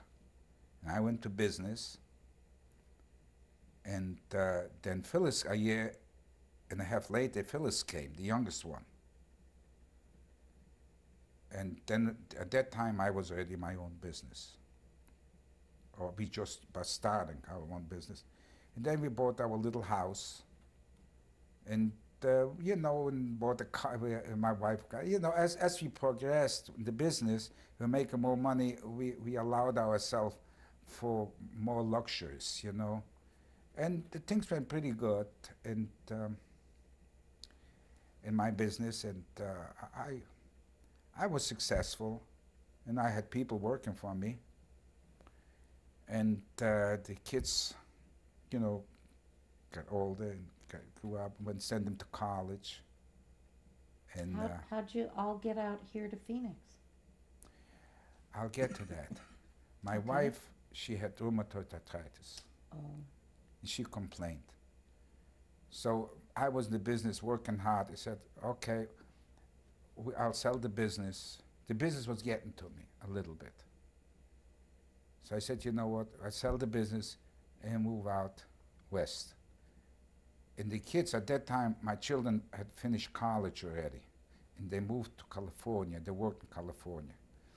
So I said, we move out west, and we'll see if Los Angeles is going to be fine. We'll settle Los Angeles. Otherwise, we had Arizona. It's dry. It's good. We'll try Arizona. So I sold my business.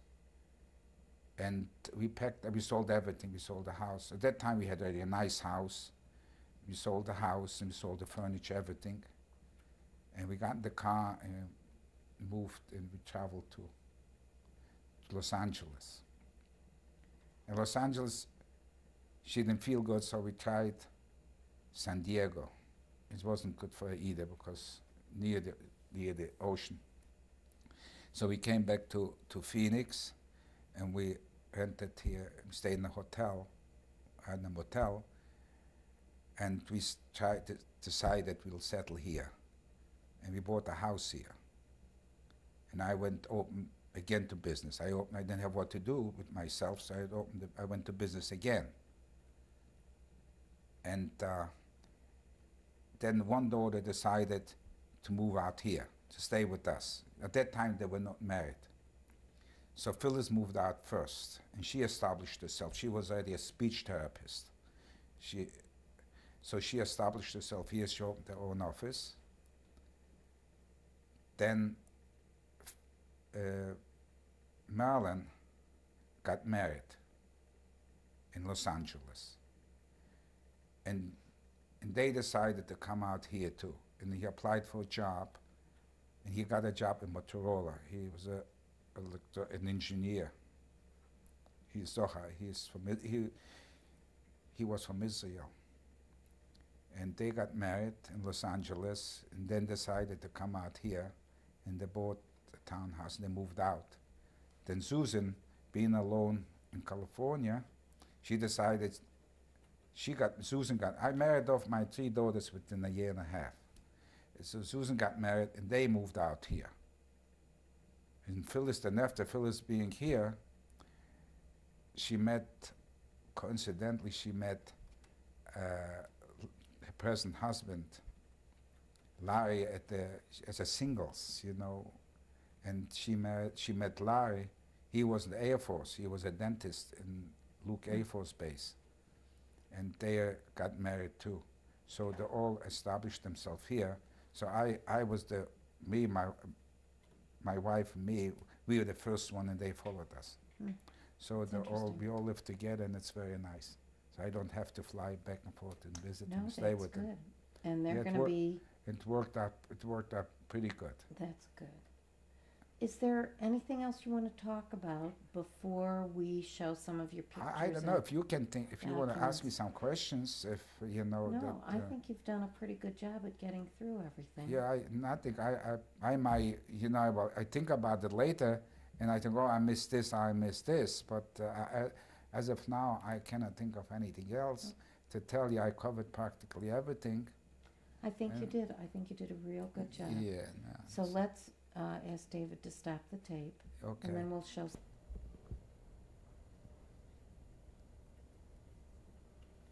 Okay, can you tell me about the belt? Go ahead. This is the belt Don't touch. that went through with me to all the camps, that went to Auschwitz. They took away everything, but for some reason, they left the belt. And this is the only thing I have from home. From all the material thing, pictures and so far, that's the only thing I have. And how did you From get home. the belt? This belt I got, it's funny, when I was growing up, I wanted a belt because kids in Poland always Hold on a second. was, Hold on a second. Hold on one moment. yeah.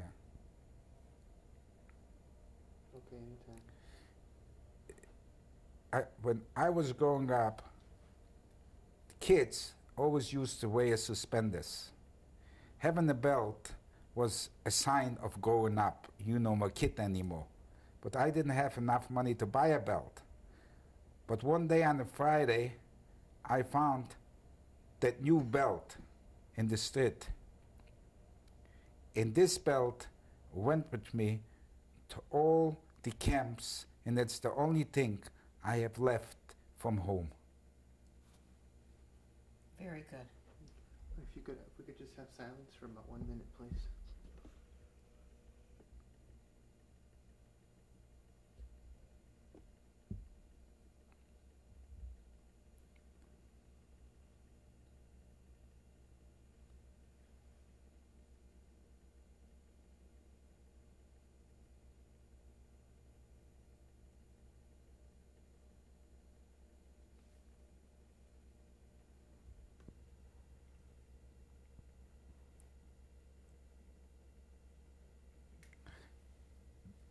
This is the picture of my brother's grave, who died in March 27th in Wattenstedt.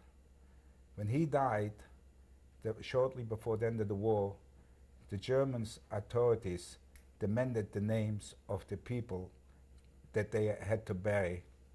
And so those people that they died in this particular camp had markers.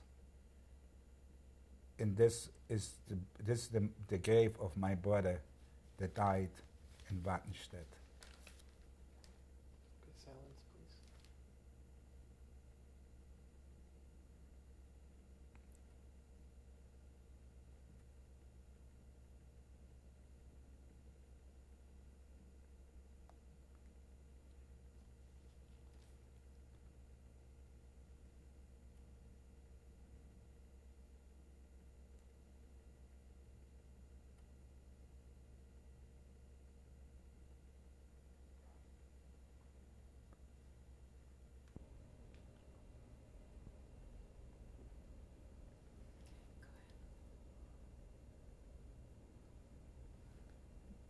This is a document that I obtained in 1946 from Bissig NIG, the company that I worked for during, while being incarcerated as a concentration camp inmate.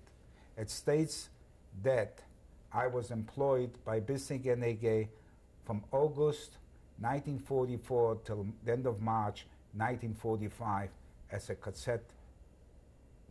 as a concentration camp prisoner. Okay, one moment.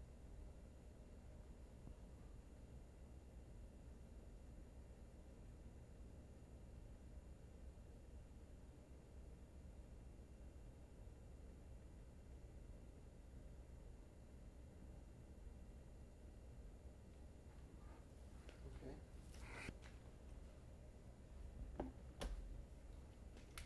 Okay, what's this?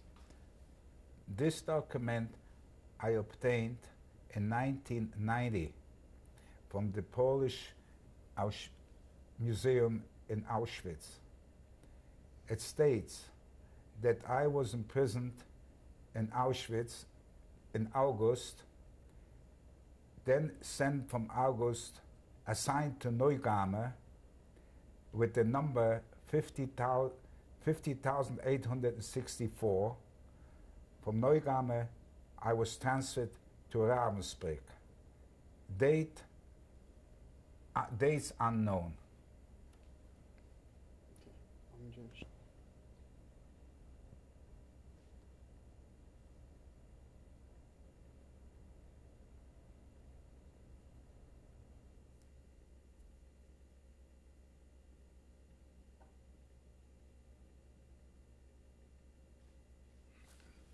You have, this is in everybody. Hold on, Okay. Oh, sorry. it's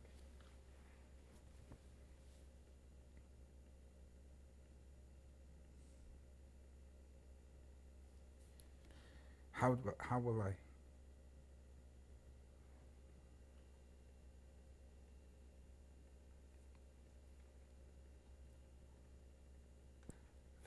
$50,864 on this document. Which one? I'm sorry. Break. The assigned number, it's a thing you didn't even know. With all the bureaucracy. needs more numbers? I didn't know, believe me.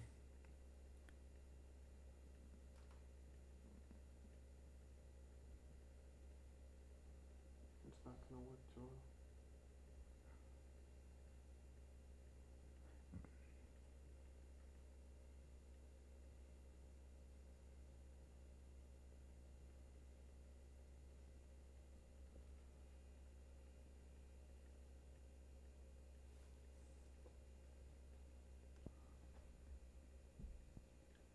Okay, anytime. On the first floor, that was my father's woodworking shop.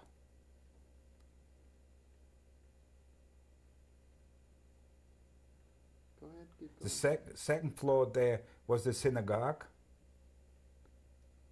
And the third floor there where we lived.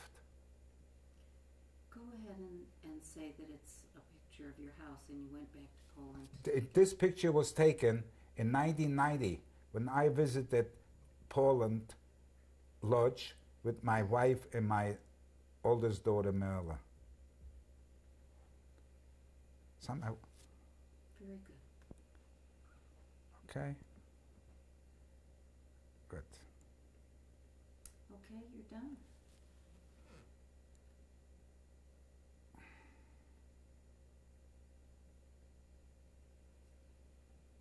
This was the shop. Mm-hmm. And the other windows are up. In Poland was practiced like they. Okay, you don't need me anymore, right? You're all set. David? No, sir. Okay, let me. Otherwise, You're in the light. you'll faint. Oh, sorry. It's okay. Okay.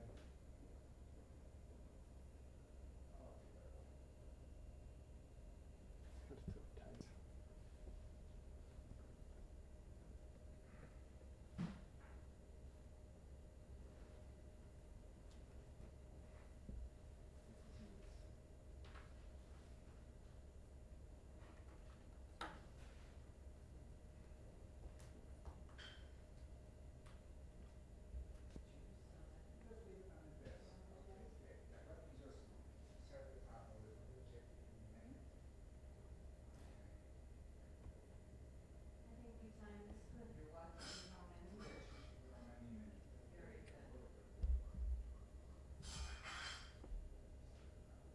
This is the floor they lived on.